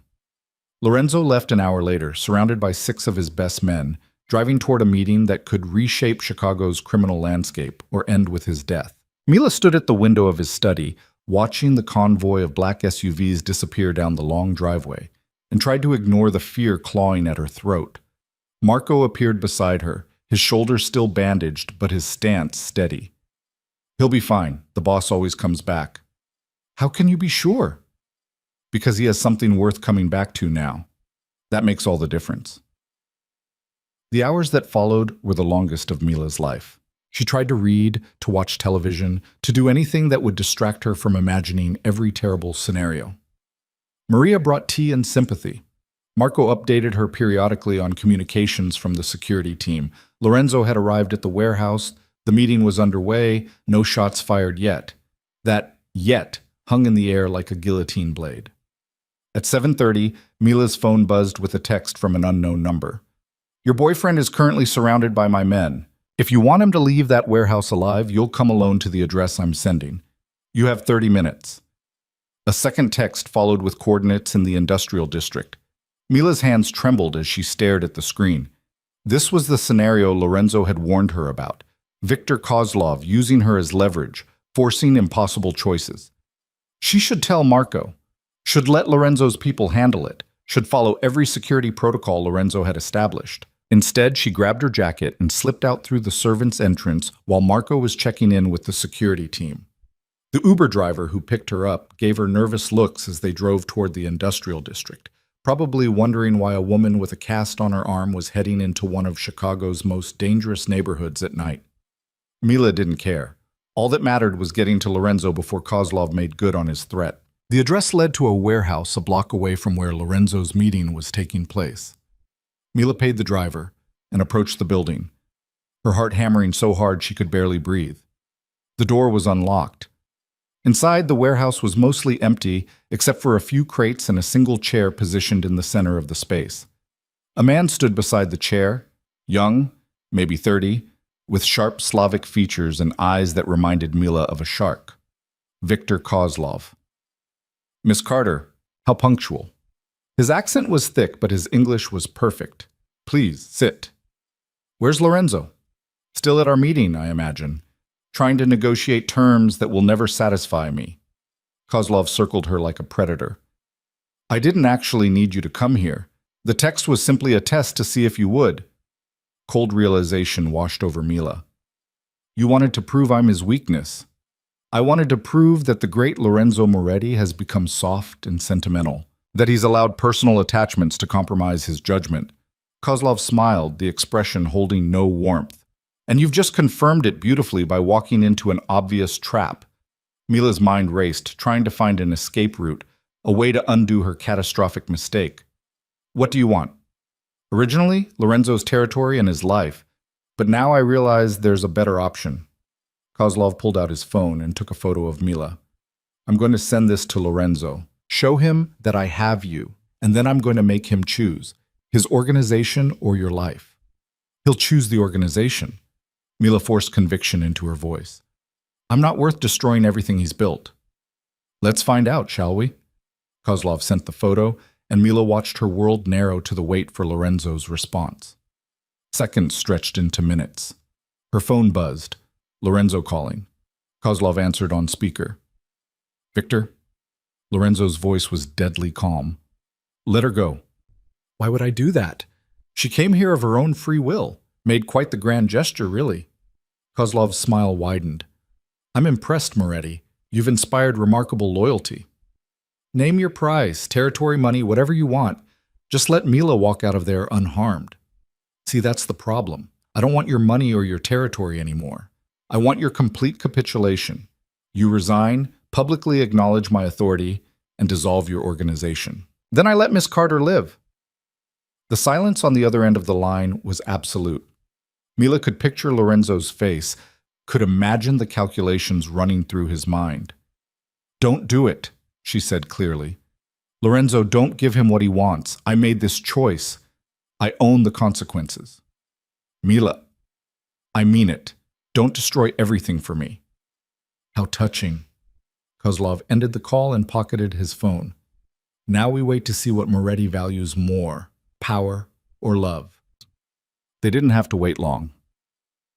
10 minutes later, the warehouse door burst open and Lorenzo strode in, flanked by Marco and 4 other men, all armed and radiating lethal intent.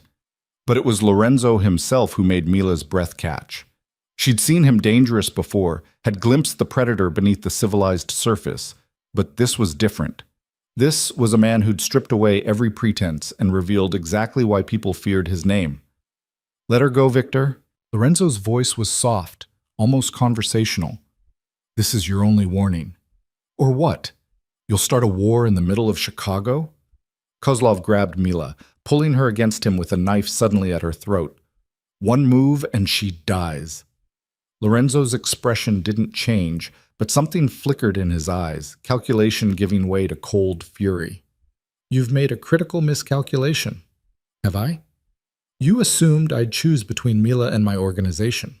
That I'd sacrifice one to save the other." Lorenzo took a single step forward. "But you're forgetting. I don't make choices like that. I eliminate threats completely." The warehouse erupted into chaos. Lorenzo's men moved with practiced precision, and suddenly Kozlov's backup, men Mila hadn't even noticed in the shadows, were being disarmed and subdued. Kozlov's knife pressed harder against Mila's throat, and she felt a sting as it broke skin. Then Lorenzo was there, moving faster than Mila thought possible, his hand catching Kozlov's wrist with brutal force. The knife clattered to the ground, and Kozlov staggered backward. "You don't touch her," Lorenzo said, each word precise and terrible. "You don't threaten her. You don't even think about her without my permission." He hit Kozlov once, a devastating blow that sent the younger man crashing to the concrete. Lorenzo stood over him, and Mila saw the exact moment he decided not to kill. "You're going to leave Chicago tonight," Lorenzo continued in that same terrifyingly calm voice. "You're going to take whatever's left of your operation and relocate to a city of my choosing. And you're going to spend the rest of your life remembering that you had one chance to walk away, and you wasted it on a woman you should never have touched." Kozlov, bleeding from his mouth, managed a nod. Lorenzo turned to Mila, and the fury in his expression transformed into something else. Relief, fear, anger, all mixed together. He crossed to her, his hands gentle as they examined the small cut on her throat. "You're hurt." "It's nothing. Lorenzo, I'm sorry. I shouldn't have—" "We'll discuss your spectacularly bad decision-making later." But his hands were shaking as they cupped her face. "Right now, I just need to know you're okay." "I'm okay." Mila covered his hands with her own. "I'm okay because you came for me. I'll always come for you. That's the problem." Lorenzo pulled her close, his arms coming around her with desperate intensity. "You're my weakness, Mila, the thing that makes me vulnerable. And every enemy I have will exploit that. Then we deal with it together." Lorenzo pressed his face against her hair, and Mila felt him shaking. "I thought I'd lost you. When I saw that photo, I'm here. I'm safe." They stood together in the middle of the warehouse while Lorenzo's men finished securing Kozlov and his people, and Mila understood with perfect clarity what her choice meant. This would be her life now. Danger and violence balanced against moments of fierce connection. Security, bought through Lorenzo's reputation and power, freedom defined by the boundaries of his protection. And she was choosing it anyway, choosing him. Marco approached quietly. Boss, we should move. Police will be here soon. Lorenzo nodded, but he didn't release Mila. Get Kozlov out of Chicago. Make sure he understands the terms of his exile are permanent. Consider it done. The drive back to the estate was silent, except for Lorenzo's hands never quite leaving contact with Mila. Fingers threaded through hers, palm resting on her knee, constant reassurance that she was there and alive and his. Only when they were back in his private quarters, the door locked and security posted outside, did Lorenzo's iron control finally crack. Don't ever do that again. His voice was rough with emotion. Don't ever walk into danger like that for me. You would have done the same. That's different. I know how to handle these situations. And I know that I couldn't sit safely at home while the man I love walked into a trap. Mila turned to face him fully. I made a choice, Lorenzo. Maybe it was reckless. Maybe it was stupid. But it was mine to make. The man you love? Lorenzo's expression shifted, vulnerability breaking through the anger. Yes, I love you. Mila said it clearly, without hesitation. I love you even though you're dangerous and complicated and live in a world I barely understand. I love you because you see me, because you keep your promises, because you're trying to be better than the life you were born into. Lorenzo kissed her then, and Mila tasted desperation and relief, and something that felt like hope. When they finally broke apart, both breathing hard, he rested his forehead against hers. I love you too, he said quietly, and that terrifies me more than any enemy ever could. We'll figure it out. Will we? We have to. Mila pulled back just enough to meet his eyes. Because I'm not leaving. Not now. Not ever. You're stuck with me, Lorenzo Moretti. His smile was small but genuine. That might be the best news I've had in years. They stayed awake through the night, talking and planning and slowly coming to terms with what their relationship meant for both their futures. Lorenzo explained the realities of his world in brutal detail, the constant security, the limited freedom, the fact that Mila would always be a target as long as she remained by his side. And Mila listened, absorbing every harsh truth, and chose him anyway. By the time dawn broke over the estate, they'd reached an understanding. Mila would return to work at the hospital, but with security measures in place. She'd move into the apartment Lorenzo had arranged, but he'd stay there often enough that it became their space rather than just hers. And they'd navigate the complications of their relationship one day at a time, building something real from the unlikely foundation of a promise made 12 years ago. It wasn't perfect, it wasn't safe, but it was theirs, forged in danger and sealed with choices neither of them could unmake. And as Mila fell asleep in Lorenzo's arms, the morning light streaming through windows that overlooked gardens she'd come to love, she felt something she hadn't experienced in years. Complete. Whole. Home. Not despite the danger and moral complexity, but because of it. Because Lorenzo had given her a choice, and she'd chosen him, chosen this life. Chosen to love a man whose world operated by rules that had nothing to do with safety or convention. The consequences would be complicated. The future was uncertain. But for now, wrapped in the arms of Chicago's most dangerous man, Mila had never felt safer in her life. The reality of Mila's choice arrived with her first day back at Chicago Memorial Hospital. She stood in the locker room at 2:30 in the afternoon, pulling on scrubs that felt both familiar and strange after 6 weeks away, and tried to ignore the fact that 2 of Lorenzo's men were stationed in the parking garage and another was positioned in the hospital cafeteria. Sarah Chen found her before her shift officially started, pulling her into a fierce hug that made Mila's recently healed arm protest. 6 weeks, Sarah said, stepping back to examine Mila's face. 6 weeks of radio silence, except for occasional texts saying you were recovering with a family friend. Want to tell me what really happened? Mila had prepared for this conversation, had rehearsed the careful balance of truth and omission that her new life required. Thomas broke my arm. Someone who knew my mother helped me get away from him and gave me a safe place to heal. That's all you need to know. That's not all I need to know. Sarah's expression turned serious. You look different, calmer maybe, but also like you're carrying something heavy you can't talk about. I am. Mila met her friend's eyes. And I need you to trust that I'm okay, that I made choices that were right for me, even if they don't make sense from the outside. Sarah studied her for a long moment. Does this have anything to do with the very expensive car that's been parked across from your new apartment building? The one with the driver who never seems to leave? So Sarah had already figured out more than Mila wanted her to know. It's complicated. Complicated like witness protection? Or complicated like you're involved with someone dangerous? The second one. There was no point lying when Sarah had always been able to read her like a book. Please don't ask me for details I can't give you. Sarah's expression cycled through concern, frustration, and finally resignation. Just promise me you know what you're doing, that you're choosing this with your eyes open. I promise. The shift was both familiar and surreal. Mila fell back into the rhythm of pediatric oncology nursing, checking vitals, administering medications, comforting frightened children and their exhausted parents.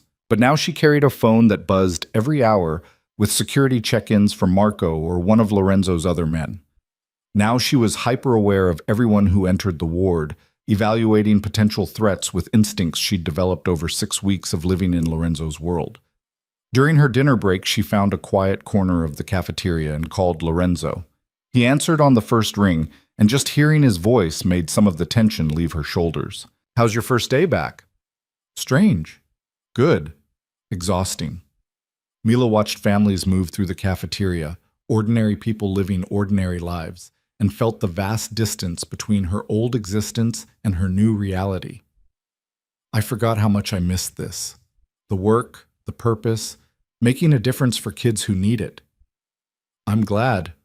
Lorenzo's tone was warm, but she could hear the strain beneath it. Marco says everything is secure, no unusual activity around the hospital. You're worried. I'm always worried now. It comes with loving someone who has a remarkable talent for walking into danger. But there was affection in the words, not accusation. What time does your shift end? 11. Are you? I'll be at your apartment when you arrive, unless you'd prefer to come back to the estate.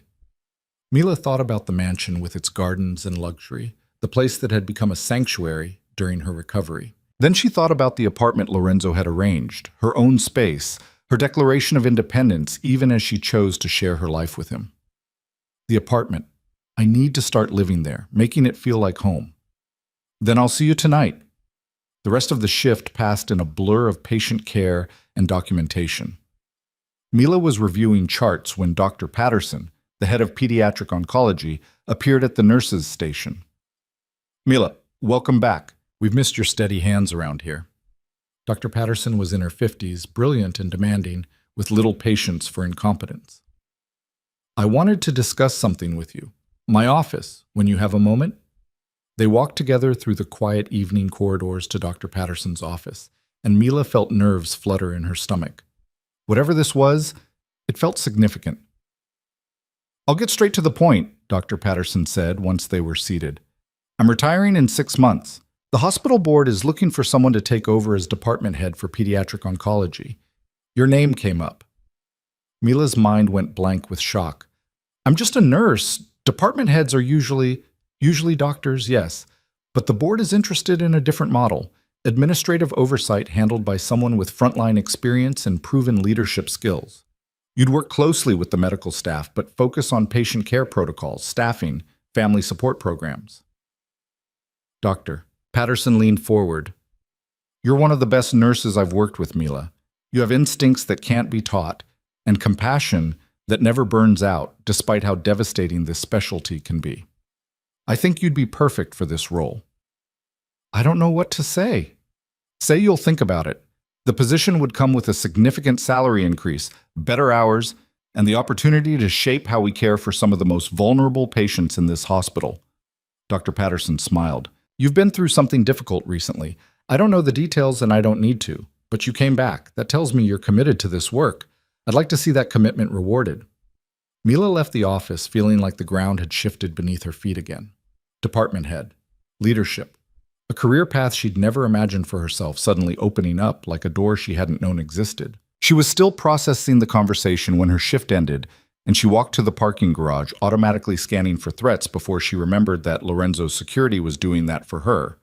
The black SUV was waiting in its usual spot, and Marco gave her a quick nod as she approached. Everything quiet? She asked. Boring as hell, which is exactly how we like it. Marco opened the rear door for her. The boss is already at your apartment. Brought dinner from that Italian place you mentioned liking. The drive to her new apartment, her own apartment, still strange to think about, took 20 minutes through evening traffic. The building was in a good neighborhood, close to the lake, with actual security that didn't raise eyebrows when Lorenzo's people conducted their additional surveillance. Mila found Lorenzo in the kitchen, unpacking containers of pasta and bread that made her stomach growl. He'd changed out of his suit into dark jeans and a black sweater, and the domesticity of the scene made her heart squeeze. "How was work?" he asked, pulling her into a kiss that tasted like coming home. "Good. Exhausting. And apparently I'm being considered for department head." Lorenzo's eyebrows rose. "That's significant." "It's terrifying." Mila helped him set out plates and silverware.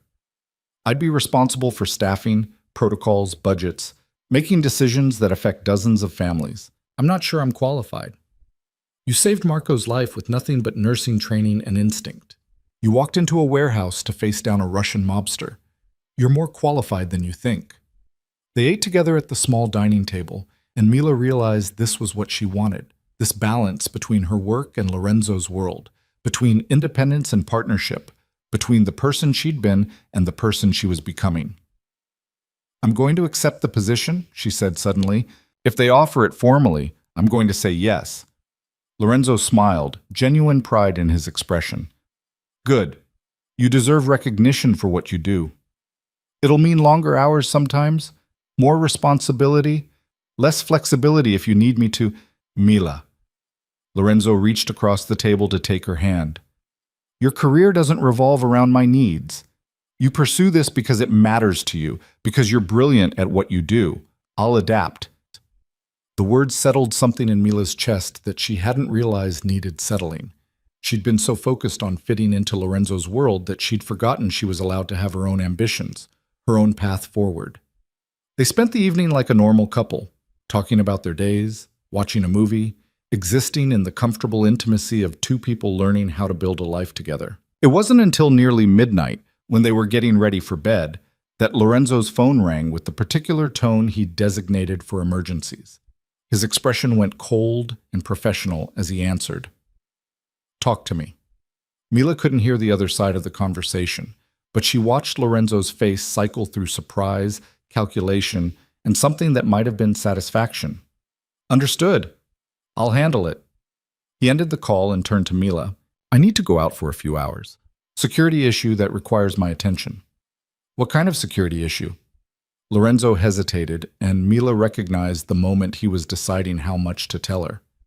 Finally, he sighed. "One of Kozlov's men is still in Chicago. Been causing problems, trying to rebuild what's left of Victor's operation. Tonight he made the mistake of approaching one of my legitimate businesses. I need to remind him that exile means everyone associated with Kozlov's organization. You're going to hurt him." "I'm going to make an example of him." Lorenzo's tone was matter-of-fact. "It's necessary to maintain order, to show that challenging my authority has consequences." Mila knew she should feel something, horror maybe, or moral outrage. Instead, she just felt tired acceptance. This was who Lorenzo was. This was the life she'd chosen. "Be careful," she said. Lorenzo kissed her forehead. "Always. Get some sleep. I'll be back before you wake up." But Mila couldn't sleep. She lay in bed listening to the unfamiliar sounds of her new apartment and thinking about the strange duality of her existence. By day, she was Mila Carter, pediatric oncology nurse under consideration for department head. By night, she was the woman waiting for a Mafia boss to return from whatever violence was necessary to protect his territory. The two worlds shouldn't coexist, and yet somehow they did. Lorenzo returned just before dawn, moving quietly through the apartment. Mila heard the shower run, and when he finally slid into bed beside her, he smelled of expensive soap and nothing else. No blood, no gunpowder. He'd cleaned away whatever he'd done in the night. "Everything handled?" she asked softly. "Everything handled." Lorenzo pulled her close. "Kozlov's man is on a plane to Moscow. He won't be coming back." Mila didn't ask what threats or violence had been required to achieve that outcome. She was learning that some questions were better left unasked, some details better left unknown. The weeks that followed established a pattern. Mila worked her shifts at the hospital, poured herself into patient care, and gradually built relationships with families who needed her expertise and compassion. Dr. Patterson formally offered her the department head position, and Mila accepted with a mixture of terror and exhilaration. Meanwhile, Lorenzo conducted his business with the efficiency that had made him Chicago's most powerful crime lord. He spent nights at Mila's apartment when his schedule allowed, and they developed rituals: Sunday morning breakfast together, evening walks along the lake when security permitted, quiet moments of domesticity stolen between the demands of their respective worlds. But the violence was always there, lurking at the edges. A rival organization testing boundaries, a shipment hijacked, a territory dispute that required Lorenzo's personal intervention. Mila learned to recognize when he'd had a difficult day by the tension in his shoulders, the way his eyes went distant and cold. She learned not to ask for details, learned to provide comfort without requiring confession, learned to love a man whose hands were stained with deeds she preferred not to imagine in specifics. 3 months after returning to work, Mila was leaving the hospital after a particularly brutal shift. 2 of her young patients had taken turns for the worse when she noticed the man following her. He was subtle about it, maintaining distance, but Mila's newly developed threat awareness caught the pattern. She texted Marco immediately, one word: tail. The response came within seconds. Identified, ours. New guy on rotation. Sorry for the scare. Mila felt her heart rate slow back to normal. Just Lorenzo's security doing their job. She should be grateful for the protection, not annoyed by the constant surveillance. But sometimes, in quiet moments, she missed the anonymity of her old life. The ability to walk through the world unnoticed, unguarded, unremarkable. That night she brought it up to Lorenzo over dinner at the estate. They'd started spending weekends there, finding it easier to relax away from the city. I appreciate the security. I understand why it's necessary. Mila pushed pasta around her plate. But sometimes I feel like I'm living in a gilded cage, like I can't breathe without someone watching, reporting back, analyzing my every move. Lorenzo set down his fork, his expression serious. I can reduce the visible presence, make the security more subtle. It's not about seeing them or not seeing them, it's about freedom. Mila met his eyes. I chose this life. I chose you, but I'm struggling with what that choice cost. What do you need? The question was simple, direct, and so characteristically Lorenzo that Mila felt her throat tighten. He wasn't dismissing her concerns or defending his methods. He was asking what she needed and preparing to provide it. I need to feel like I still have autonomy, like my choices matter beyond the boundaries you've established for my safety. Mila reached across the table for his hand. I need you to trust that I can assess risks and make decisions without constant oversight. Lorenzo was quiet for a long moment, his thumb tracing patterns on her palm. I trust you completely. It's everyone else I don't trust. Every enemy who might see you as leverage, every opportunist who might try to use you against me. I know, and I'm not asking you to eliminate security entirely. I'm asking you to give me room to breathe within it. What would that look like practically?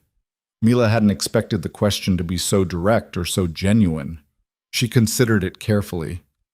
Less visible surveillance at the hospital, more freedom to run errands or meet friends without a full security briefing, the ability to make spontaneous decisions without clearing them through Marco first. I can agree to most of that. But some things are non-negotiable. You carry the panic button at all times. You don't go to unfamiliar places alone. And you tell me or Marco if you're changing your routine significantly. Lorenzo squeezed her hand. Your safety isn't something I'm willing to compromise on, Mila. Not even to make you more comfortable. I know. And she did know. The protectiveness that sometimes felt suffocating came from the same place as Lorenzo's loyalty and devotion. She couldn't have one without the other. They worked out the details over the next hour, establishing boundaries that gave Mila more independence while maintaining the security framework that let Lorenzo sleep at night. It wasn't perfect, but it was progress. A compromise built on mutual understanding and the recognition that their relationship required constant negotiation. The breakthrough came unexpectedly. During a charity gala Lorenzo had been invited to attend. It was a legitimate event, fundraising for children's medical research, and Lorenzo's attendance was both a business obligation and a genuine interest given Mila's work. "Come with me," he'd said when the invitation arrived. "It's time to stop hiding our relationship from the world." Mila had understood immediately what he was really asking. Going public meant confirming to everyone, Lorenzo's allies, his enemies, Chicago's social elite, that she mattered to him. That she was the one person who had claimed the heart of the city's most dangerous man. The gala was held at one of Chicago's most exclusive hotels, the ballroom glittering with crystal and candlelight. Mila wore a dress Lorenzo had insisted on buying, emerald silk that matched his eyes, elegant without being ostentatious. She felt exposed and powerful in equal measure as they entered together, Lorenzo's hand warm and possessive at the small of her back. The room noticed immediately. Conversations paused. Eyes tracked their movement. Mila felt the weight of hundreds of gazes and refused to shrink under the scrutiny. "They're staring," she murmured to Lorenzo. "Let them." His voice was low and proud.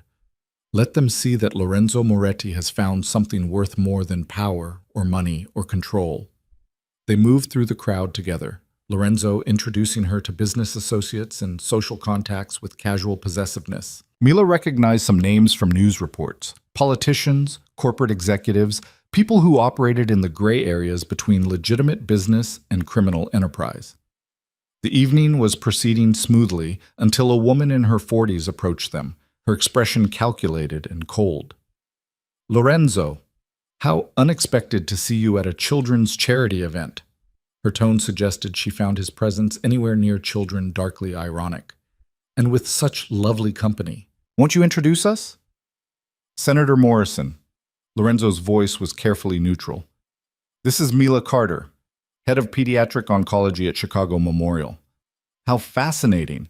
The senator's gaze raked over Mila with barely disguised contempt. "Tell me, Miss Carter, do you find it difficult to reconcile your work helping children with your relationship with a man whose business destroys families?" The room around them had gone quiet, people sensing confrontation and drawing closer to witness it. Mila felt Lorenzo tense beside her, felt his protective instincts surge. But this was her moment, her choice how to respond. "My work is helping children survive cancer," Mila said, her voice clear and steady. "Many of those children come from families who can't afford treatment, who slip through the cracks of our healthcare system. Lorenzo has personally funded treatment for 3 of my patients this year. So yes, Senator, I can reconcile my work with my relationship. Can you reconcile your position on healthcare reform with the fact that you voted against expanding coverage for pediatric cancer treatments?" The senator's face flushed red. Lorenzo's hand tightened on Mila's back, pride and surprise and something that felt like joy. "That's an oversimplification of a complex issue. Is it? Because I have families in my ward right now choosing between rent and their child's chemotherapy. Your vote contributed to that choice." Mila took a step forward, channeling every ounce of frustration she'd accumulated from 3 years of watching children suffer because of political failures. "So before you judge my choices, Senator, perhaps examine your own." The senator turned and walked away without another word. The crowd around them erupted into whispered conversations, and Mila felt her heart hammering with the audacity of what she'd just done. Lorenzo guided her toward a quieter corner, his expression unreadable until they were alone. Then he smiled, genuinely, beautifully, and pulled her into a kiss that made her forget they were in public. "You're magnificent," he said when they finally broke apart. "Absolutely magnificent. I probably just made us a powerful enemy." "Worth it. Besides, Senator Morrison has been trying to use healthcare reform as a platform to target organized crime funding. This was inevitable." Lorenzo's eyes sparkled with amusement. "Though I'll admit, I didn't expect you to eviscerate her quite so effectively." The rest of the evening passed in a blur of introductions and conversations. Mila found herself talking with the hospital's board chairman, with other doctors and nurses from different departments, with people who seemed genuinely interested in her work rather than just her connection to Lorenzo. By the time they left, near midnight, Mila felt exhausted and exhilarated in equal measure. They'd done it, gone public, confirmed to Chicago's elite and underworld alike that Mila Carter and Lorenzo Moretti were together, were serious, were choosing each other despite all the reasons they shouldn't. In the car on the way back to the estate, Lorenzo was quieter than usual. Mila watched the city lights blur past and wondered what he was thinking. "Regrets?" she finally asked. "About tonight? None. Lorenzo turned to face her. But watching you stand up to Morrison, watching you defend your work with such passion, it reminded me that you have a life and purpose that exists entirely separate from my world, that you could have chosen someone safer, easier, less complicated. I don't want safe or easy. Mila took his hand, threading their fingers together. I want you, want this, want to build something real from the unlikely foundation of a promise made to my mother 12 years ago. Even knowing what it costs, the security, the scrutiny, the constant awareness that you're a target because of me? Even knowing all of that. Mila leaned her head on his shoulder. I'm not naive, Lorenzo. I understand the risks, but I also understand what I gain. You, partnership with someone who sees me completely, a life that matters in ways I never imagined. Lorenzo pressed a kiss to her hair. I love you. More than I thought I was capable of loving anyone. I love you too. Even when you're impossible and overprotective and running criminal enterprises that I pretend not to know about. His quiet laugh rumbled through his chest. Fair enough. The following weeks brought consequences from the gala that Mila hadn't fully anticipated. The hospital board chairman called her in for a private meeting where he carefully danced around questions about Lorenzo's business interests and whether they might create conflicts with Mila's new role as department head. She'd handled it with the same directness she'd used with Senator Morrison, acknowledging that Lorenzo's world was complicated while emphasizing that her work and personal life remained separate. She'd gotten the sense the chairman had expected evasion or defensiveness. Her honesty seemed to disarm him entirely. Meanwhile, Lorenzo's organization watched Mila with new respect. She'd stood up to a senator at a public event, had claimed her place beside Lorenzo without apology or hesitation. Marco told her with obvious approval that the men were calling her the boss's queen, a title that should have made her uncomfortable but instead felt strangely right. One evening, as Mila and Lorenzo were having dinner at her apartment, his phone buzzed with a message that made his expression darken. What's wrong? Thomas Carter filed a lawsuit, claims I kidnapped you, that you're being held against your will, that he wants custody proceedings to ensure your safety. Lorenzo's voice dripped with contempt. It's a transparent attempt to extort money, but it's going to require legal resources to shut down. Mila felt cold fury replace her initial shock. After everything, after you gave him money and a fresh start, he's still trying to hurt me? He's desperate and stupid, a dangerous combination. Lorenzo was already texting his lawyers. I'll handle this. He won't get anywhere near you. No. Mila stood, decision crystallizing with perfect clarity. I'll handle this. I'll give a deposition, provide medical records from the night he broke my arm, detail years of abuse. I'll make it very clear that I chose to leave and that any suggestion I'm being held against my will is categorically false. Lorenzo looked at her with something like awe. You're sure? I'm sure. Thomas has controlled enough of my life. I'm not letting him have any more power over me. Mila's voice was steady, certain, and maybe it's time the world knew exactly what kind of man he is. The legal proceedings took 3 weeks. Mila gave her deposition with clinical precision, detailing years of verbal and physical abuse with the same calm she used when documenting patient symptoms. She provided medical records, testimony from Sarah Chen about the night she'd arrived at the hospital with a broken arm, and a statement from Dr. Ross about the extent of her injuries. Thomas's lawsuit fell apart under the weight of evidence. His lawyer withdrew from the case.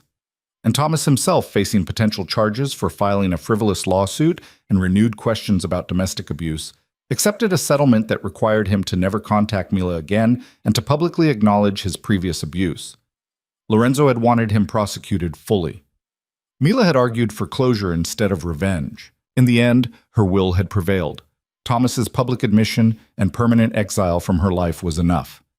The night the settlement was finalized, Mila stood in the estate's gardens, watching sunset paint the sky in shades of orange and gold. Lorenzo found her there, wrapping his arms around her from behind. It's over, he said quietly. Thomas is out of your life permanently this time. I know, Mila leaned back against his chest.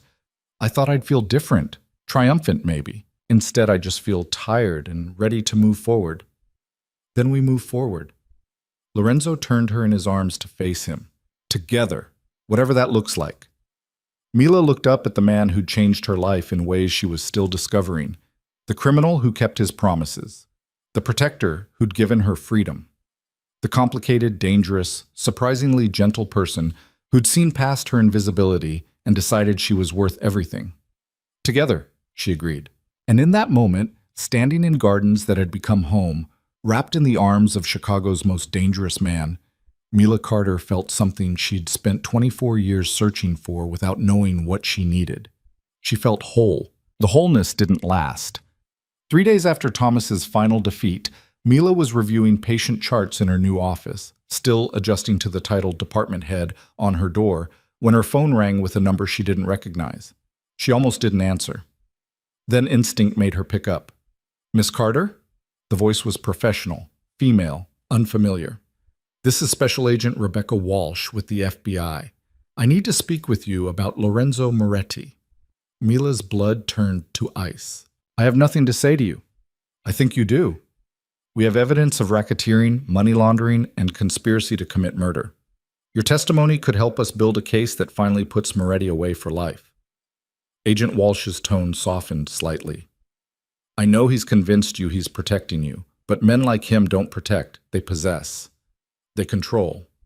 And eventually, they destroy everyone around them. You don't know anything about him. I know he's a criminal. I know his organization is responsible for violence across this city, and I know you're a good person who's gotten tangled up in something dangerous." Walsh paused. "Meet with me. One conversation. If you still want to walk away after that, I'll respect it, but at least hear what we know." Mila ended the call without responding. Her hands were shaking so badly she had to set down the phone. This was the nightmare scenario Lorenzo had warned her about. Federal investigation, pressure to testify, the government trying to use her as leverage against him. She should tell Lorenzo immediately. Should let him handle it with his lawyers and his resources, and his careful navigation of legal boundaries. Instead, she sat in her office staring at her phone and wondering what evidence the FBI actually had. Wondering if the man she loved was guilty of things even worse than she'd imagined. The thought felt like betrayal. But it was there, planted by Agent Walsh's words, growing roots in the fertile soil of Mila's uncertainty. She made it through the rest of her shift on autopilot, caring for her patients with professional competence while her mind spun through impossible scenarios. That evening, instead of going home to the apartment where Lorenzo would be waiting, she drove to the lake and parked along the shore. The water was dark and restless, matching her mood. Mila sat in her car and tried to reconcile the man who'd saved her from Thomas with the man the FBI was investigating for murder.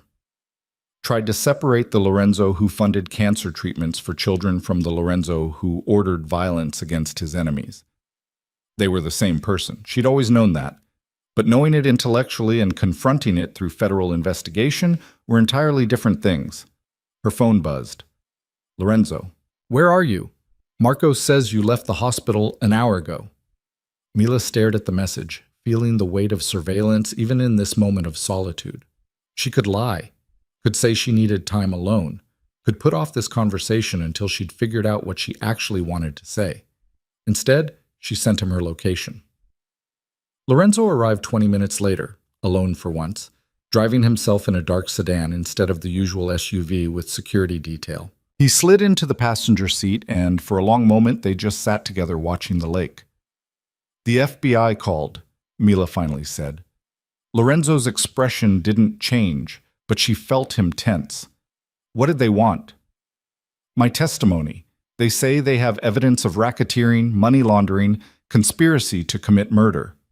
Mila turned to face him. "They want to use me to put you away for life." "What did you tell them?"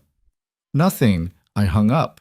Mila's throat felt tight, but she planted questions I can't ignore. "What evidence do they have, Lorenzo? What have you done that I don't know about?" Lorenzo was quiet for so long that Mila thought he might not answer.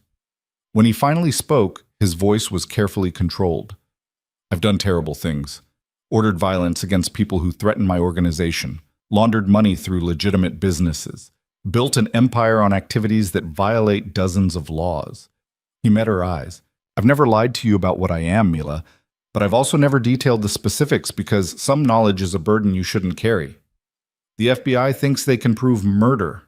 They probably can. Not directly. I'm too careful for that.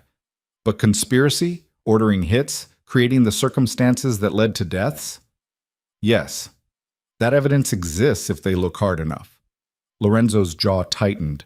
The question is whether they can get it admitted in court, whether their witnesses will survive to testify, whether their investigation can withstand the legal challenges my lawyers will mount. You're talking about intimidating witnesses, destroying evidence. I'm talking about survival, about protecting what's mine. Lorenzo turned to face her fully. I won't apologize for the life I've led or the choices I've made, but I will tell you this. If the FBI builds a case against me, if this goes to trial, you need to stay as far away from it as possible. They'll subpoena me. Then you invoke your Fifth Amendment rights. You refuse to testify. You let my lawyers handle the legal strategy. Lorenzo's voice intensified. I won't let them use you against me, Mila. I won't let you be destroyed by my world. What if I want to testify? The question hung between them like a blade. Lorenzo's expression shuddered, going cold and distant in a way that reminded Mila of exactly who she was dealing with. Then you testify, he said quietly. I won't stop you, won't threaten you or try to control your choices. But understand that once you cross that line, there's no coming back. The life we've built ends. The protection I provide ends. You become just another witness in a federal case, and my organization will treat you accordingly. You mean they'll kill me? I mean I won't be able to stop them even if I wanted to. Lorenzo's voice was bleak. The moment you testify against me, you stop being under my protection, and there are people in my organization who would see you as a threat that needs to be eliminated. Mila felt tears sting her eyes. So my choices are lie for you or die for telling the truth. Your choices are to refuse to participate in a federal investigation that's trying to use you as a weapon, or to become an active participant in destroying me and accept the consequences. Lorenzo reached for her hand, but she pulled away. I'm not asking you to lie, Mila. I'm asking you to protect yourself by staying out of something that will consume you. You're asking me to choose you over justice. I'm asking you to choose your own survival over abstract principles that won't matter when you're dead or in witness protection, spending the rest of your life looking over your shoulder. The brutal honesty was somehow worse than deception would have been. Mila stared at the man she loved and saw the reality of his world laid bare. Violence, moral compromise, survival purchased through terrible choices. I need time to think, she whispered. Take all the time you need. But Mila, Lorenzo's voice broke slightly. Whatever you decide, know that I love you. That's real. That's true. Everything else is complicated and morally ambiguous and probably indefensible. But what I feel for you is the most honest thing in my life. He left her sitting by the lake, drove away in the dark sedan, and Mila was alone with her impossible choice. She drove home to her apartment but couldn't bring herself to go inside. Instead, she called Sarah and asked to meet at their favorite coffee shop, neutral territory, public enough to feel safe. Sarah took one look at Mila's face and ordered 2 large coffees without asking. They sat in a corner booth and Mila found herself telling the whole story. Lorenzo, the protection, the relationship, and now the FBI investigation. Sarah listened without interrupting, her expression cycling through shock, concern, and something that might have been understanding. So let me get this straight, Sarah said when Mila finally ran out of words.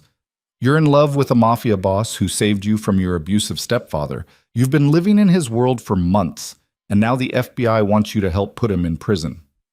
That's the summary, yes. And you're considering testifying. I'm considering doing the right thing. Mila wrapped her hands around her coffee cup. He's a criminal, Sarah. He's hurt people, killed people, probably. How do I justify protecting him?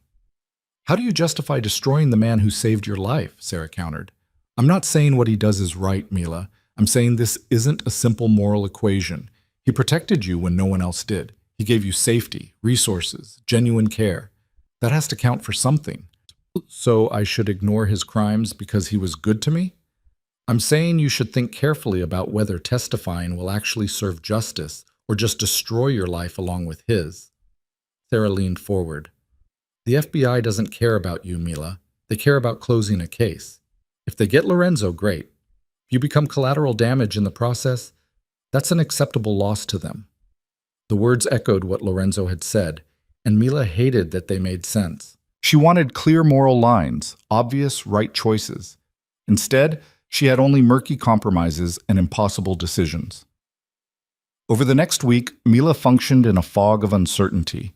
She went to work, cared for her patients, attended meetings about department protocols, but her mind was constantly elsewhere, turning over the FBI's offer, Lorenzo's warning, her own moral framework. Lorenzo gave her space, communicating only through brief texts, checking on her safety. The apartment felt empty without him, but Mila needed the solitude to think clearly. On the 8th day, Agent Walsh called again. "Have you considered my offer, Miss Carter?" "I'm still thinking about it." "Then let me help clarify your thinking." Walsh's tone sharpened. "We have testimony from 3 separate witnesses placing Lorenzo Moretti at a warehouse in the industrial district the night Victor Kozlov's second-in-command disappeared. We have financial records showing money laundering through 12 different businesses. We have wiretaps discussing violence against rival organizations." Mila's stomach dropped. "That's not enough for a conviction. It's enough to build toward one. And your testimony about the night Marco was shot, about the security measures, about Lorenzo's organization structure, that fills in gaps that make our case much stronger." Walsh paused. "You have a chance to help us stop a man who's caused immeasurable damage to this city.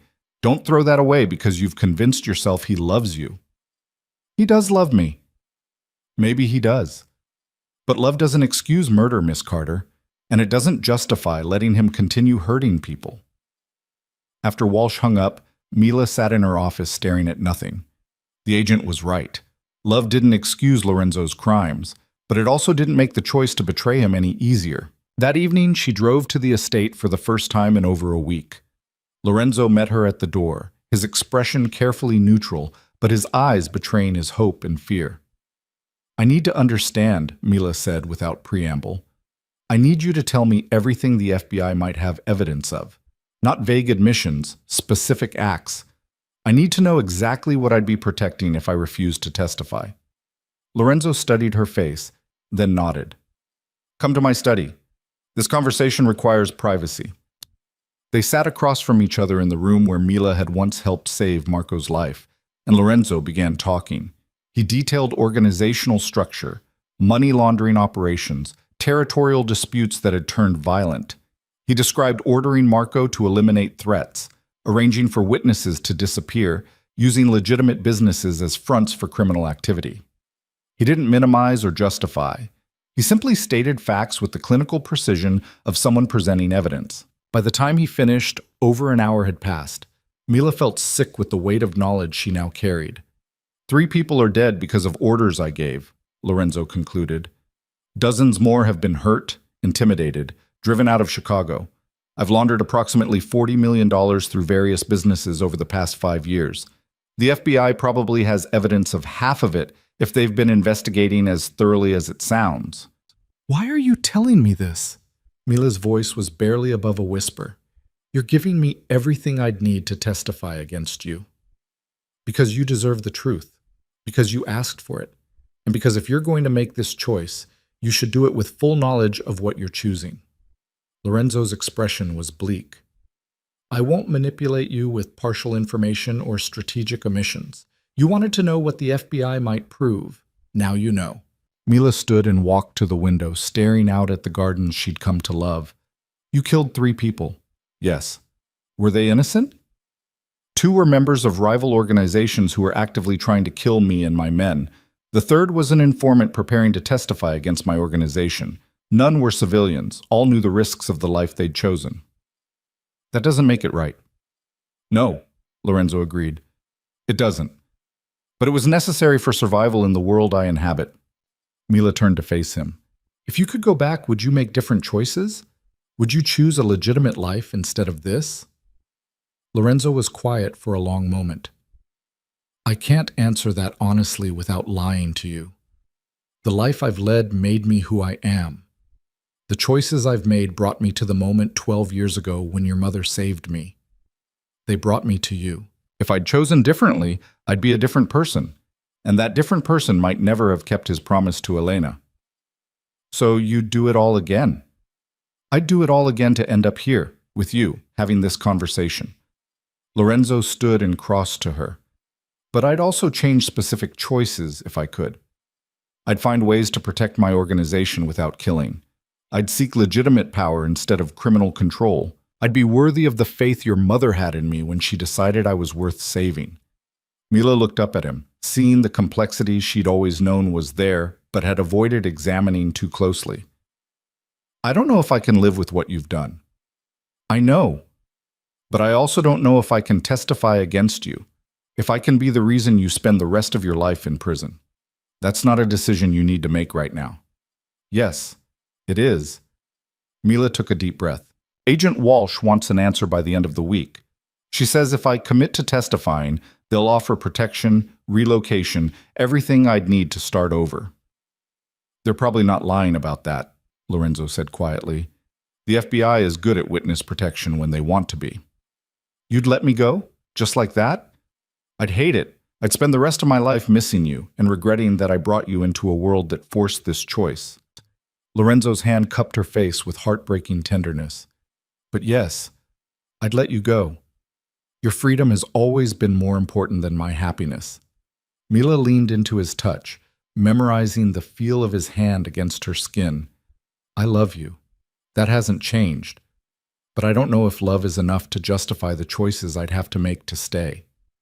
Then you have your answer. Do I?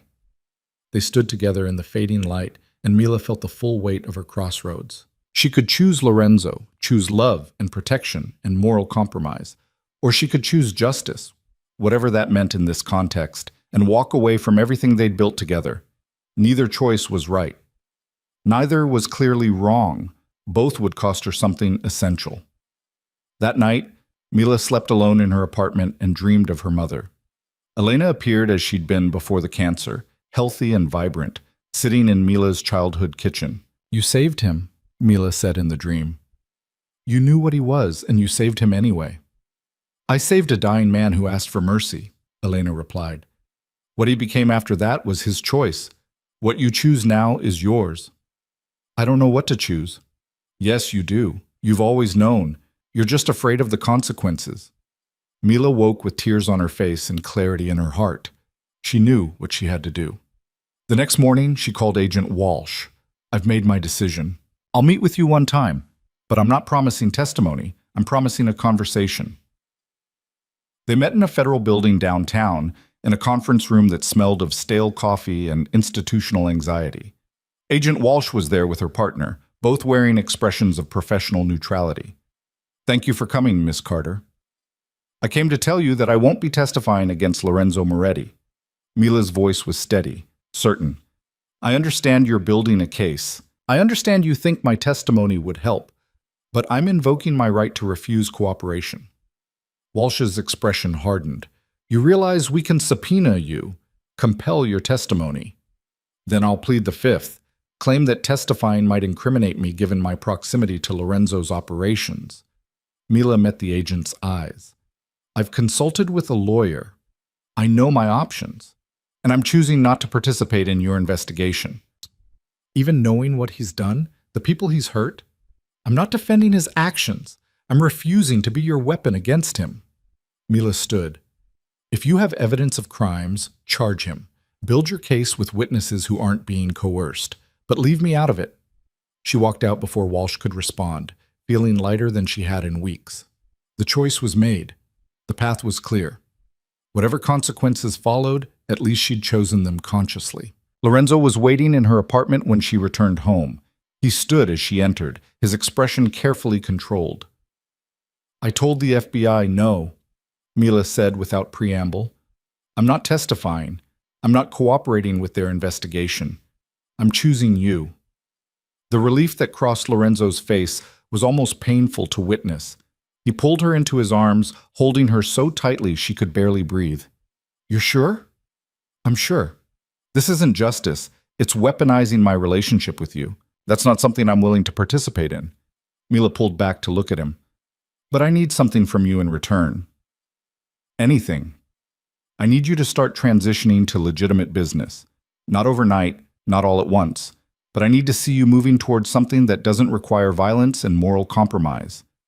Mila's voice was firm. I'm choosing to stay. I'm choosing you. But I need to know you're choosing to be better than what circumstances made you. Lorenzo was quiet for a long moment. That's not a simple transition. The organization, the territories, the agreements. I'm not asking for simple. I'm asking for effort, for genuine commitment to building something that doesn't depend on hurting people. Mila touched his face. You told me once that you became the boss so you could make the organization less monstrous. Prove it. Show me you meant it. It could take years, decades even. Then we have time to figure it out together. Lorenzo kissed her then, and Mila tasted relief and promise and the beginning of something that might eventually resemble redemption. Over the following months, Lorenzo began the slow, complex process of transitioning his operations toward legitimacy. He invested heavily in real estate development, restaurants, and security consulting, businesses that could eventually absorb his organization's infrastructure without the criminal activities. It wasn't clean, it wasn't fast, and it required navigating complex relationships with people who didn't want change. But Lorenzo approached it with the same strategic thinking he'd applied to building his empire, and gradually, the balance began to shift. Meanwhile, Mila threw herself into her work at the hospital. She established new protocols for family support, created programs to help low-income families access treatment, and worked with Lorenzo to quietly fund initiatives that made real differences in her patients' lives. The FBI investigation continued, but without Mila's testimony and with Lorenzo's careful legal maneuvering, it stalled. Eventually, the focus shifted to other cases, other criminals. The threat didn't disappear entirely, but it faded into background noise. 6 months after Mila's choice, Lorenzo took her back to the estate for a quiet Sunday evening. They walked through the gardens as sunset painted the sky, and Lorenzo stopped beside the fountain where they'd first discussed his mother. I have something for you, he said, pulling a small velvet box from his pocket. Mila's breath caught. Lorenzo, it's not what you think. Or maybe it is, but not in the traditional sense. He opened the box to reveal a delicate gold locket on a chain. This belonged to your mother. She was wearing it the night she saved my life. I had it cleaned and repaired. Inside is a photo of you as a child, one she showed me before she left me at the doctor's office. Mila took the locket with trembling hands. The gold was warm against her palm, worn smooth by years of her mother wearing it. She opened it and saw herself at maybe 10 years old, grinning at the camera with gap-toothed joy. She made me promise to protect you, Lorenzo continued, but she also made me promise something else. She said, if my daughter ever finds her way to you, if she chooses to stay in your world despite everything it costs, you give her this. You remind her that I saw your potential for goodness, and I trusted her to see it too. Tears streamed down Mila's face. You've been carrying this for 12 years? Waiting for the right moment to give it to you? Lorenzo fastened the chain around her neck, his fingers gentle. I think this is that moment. You chose to stay. You chose to believe I could be better than my worst actions. You chose to trust the same potential your mother saw in me all those years ago. Mila touched the locket, feeling her mother's presence and the weight of gold against her skin. She'd be proud of what you're building, of who you're becoming. She'd be proud of you, of the woman you've become despite everything life threw at you, of the courage it took to choose this path. Lorenzo pulled her close. I love you, Mila Carter. Not because you saved me from loneliness or gave me purpose, but because you see all of me, the good and the terrible, and you choose to stay anyway. I love you too, even when you're impossible and dangerous and making me complicit in moral ambiguity. His quiet laugh rumbled through his chest. Fair enough. They stood together as the sun set over the gardens, two unlikely people who'd built something real from the foundation of a promise made in desperation 12 years ago. The future was still uncertain. The path toward legitimacy would be long and complicated, and Mila would probably spend the rest of her life navigating the gray areas between justice and love, between the person she'd been and the person she was becoming. But here, in this moment, with her mother's locket warm against her skin and Lorenzo's arms around her, Mila felt something profound settle in her chest. She felt chosen. Not rescued or protected or saved, but genuinely chosen by someone who understood exactly who she was and loved her anyway. And she had chosen him in return, not blindly, not naively, but with full knowledge of what that choice cost and what it promised. The hospital board formally appointed Mila as permanent department head 3 weeks later. She threw herself into the work with renewed purpose, using Lorenzo's resources and connections to expand programs that made real differences. She established a foundation, funded anonymously through Lorenzo's legitimate businesses, that covered treatment costs for families who couldn't afford them. The children she helped would never know that their care was funded by a man trying to atone for violence through targeted generosity. Mila was okay with that. Redemption didn't require recognition. It required consistent effort toward being better than you were yesterday. One evening, nearly a year after she'd chosen to stay, Mila was reviewing patient files when Sarah appeared in her office doorway. "Big news," Sarah announced, settling into the visitor's chair. "Senator Morrison's healthcare reform bill just passed committee. It includes expanded coverage for pediatric cancer treatment." Mila looked up in surprise.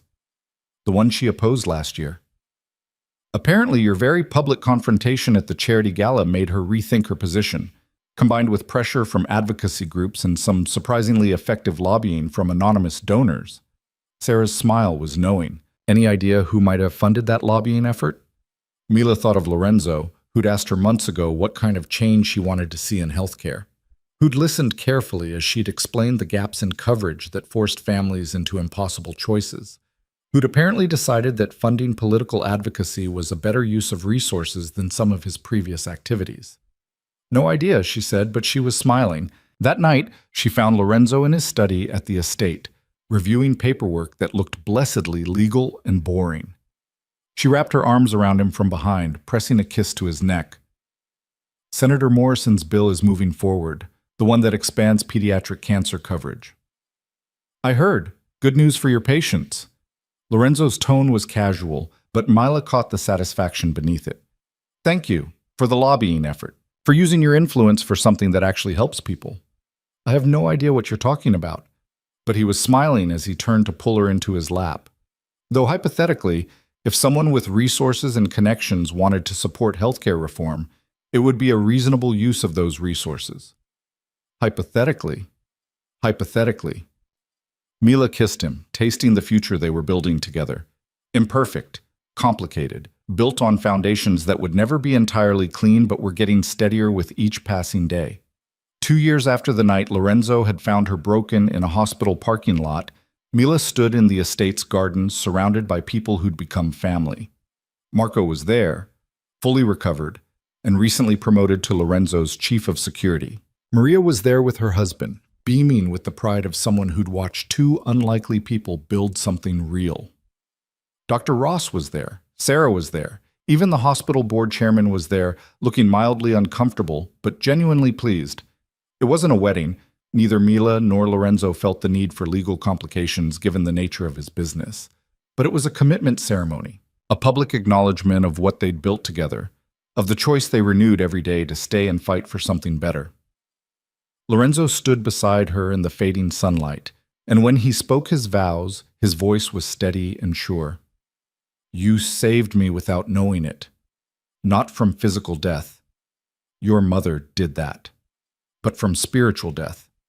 From becoming so consumed by what I do that I forgot who I wanted to be. You gave me reason to be better, purpose beyond power. You chose to stay when you could have run, and that choice changed everything." Mila's turn. She looked into green eyes that had terrified her once and now felt like home. "You saw me when I was invisible. You gave me freedom when I'd forgotten what it felt like. You kept a promise to my mother, and in doing so, you gave me back the future she wanted me to have." Her voice strengthened. "I choose you, today, tomorrow, every day after. Not because you're perfect, but because you're trying. Not because our path is easy, but because it's ours."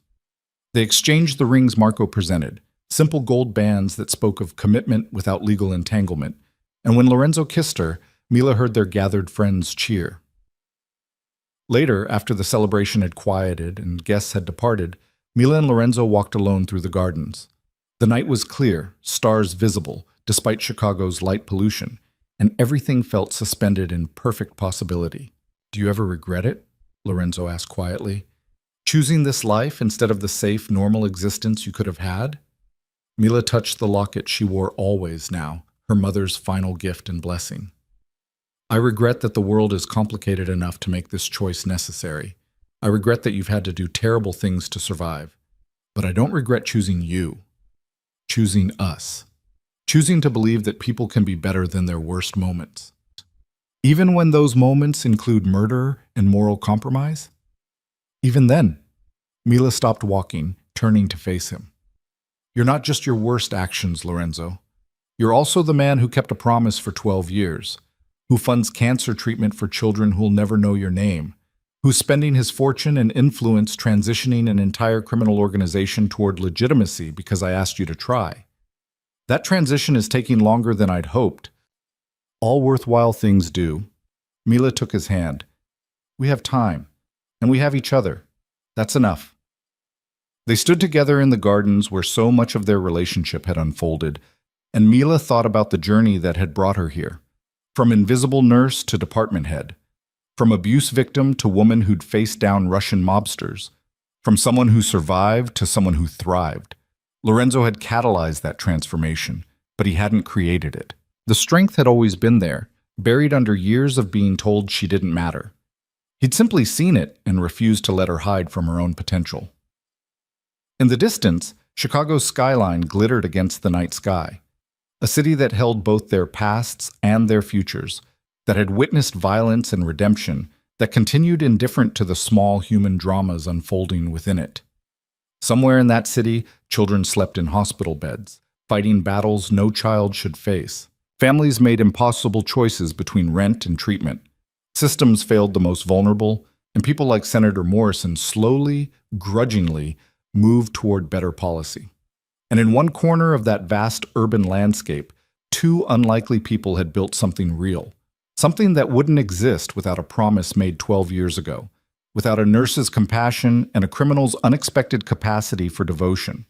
It wasn't a fairy tale. It wasn't clean or simple or free from moral complexity, but it was theirs.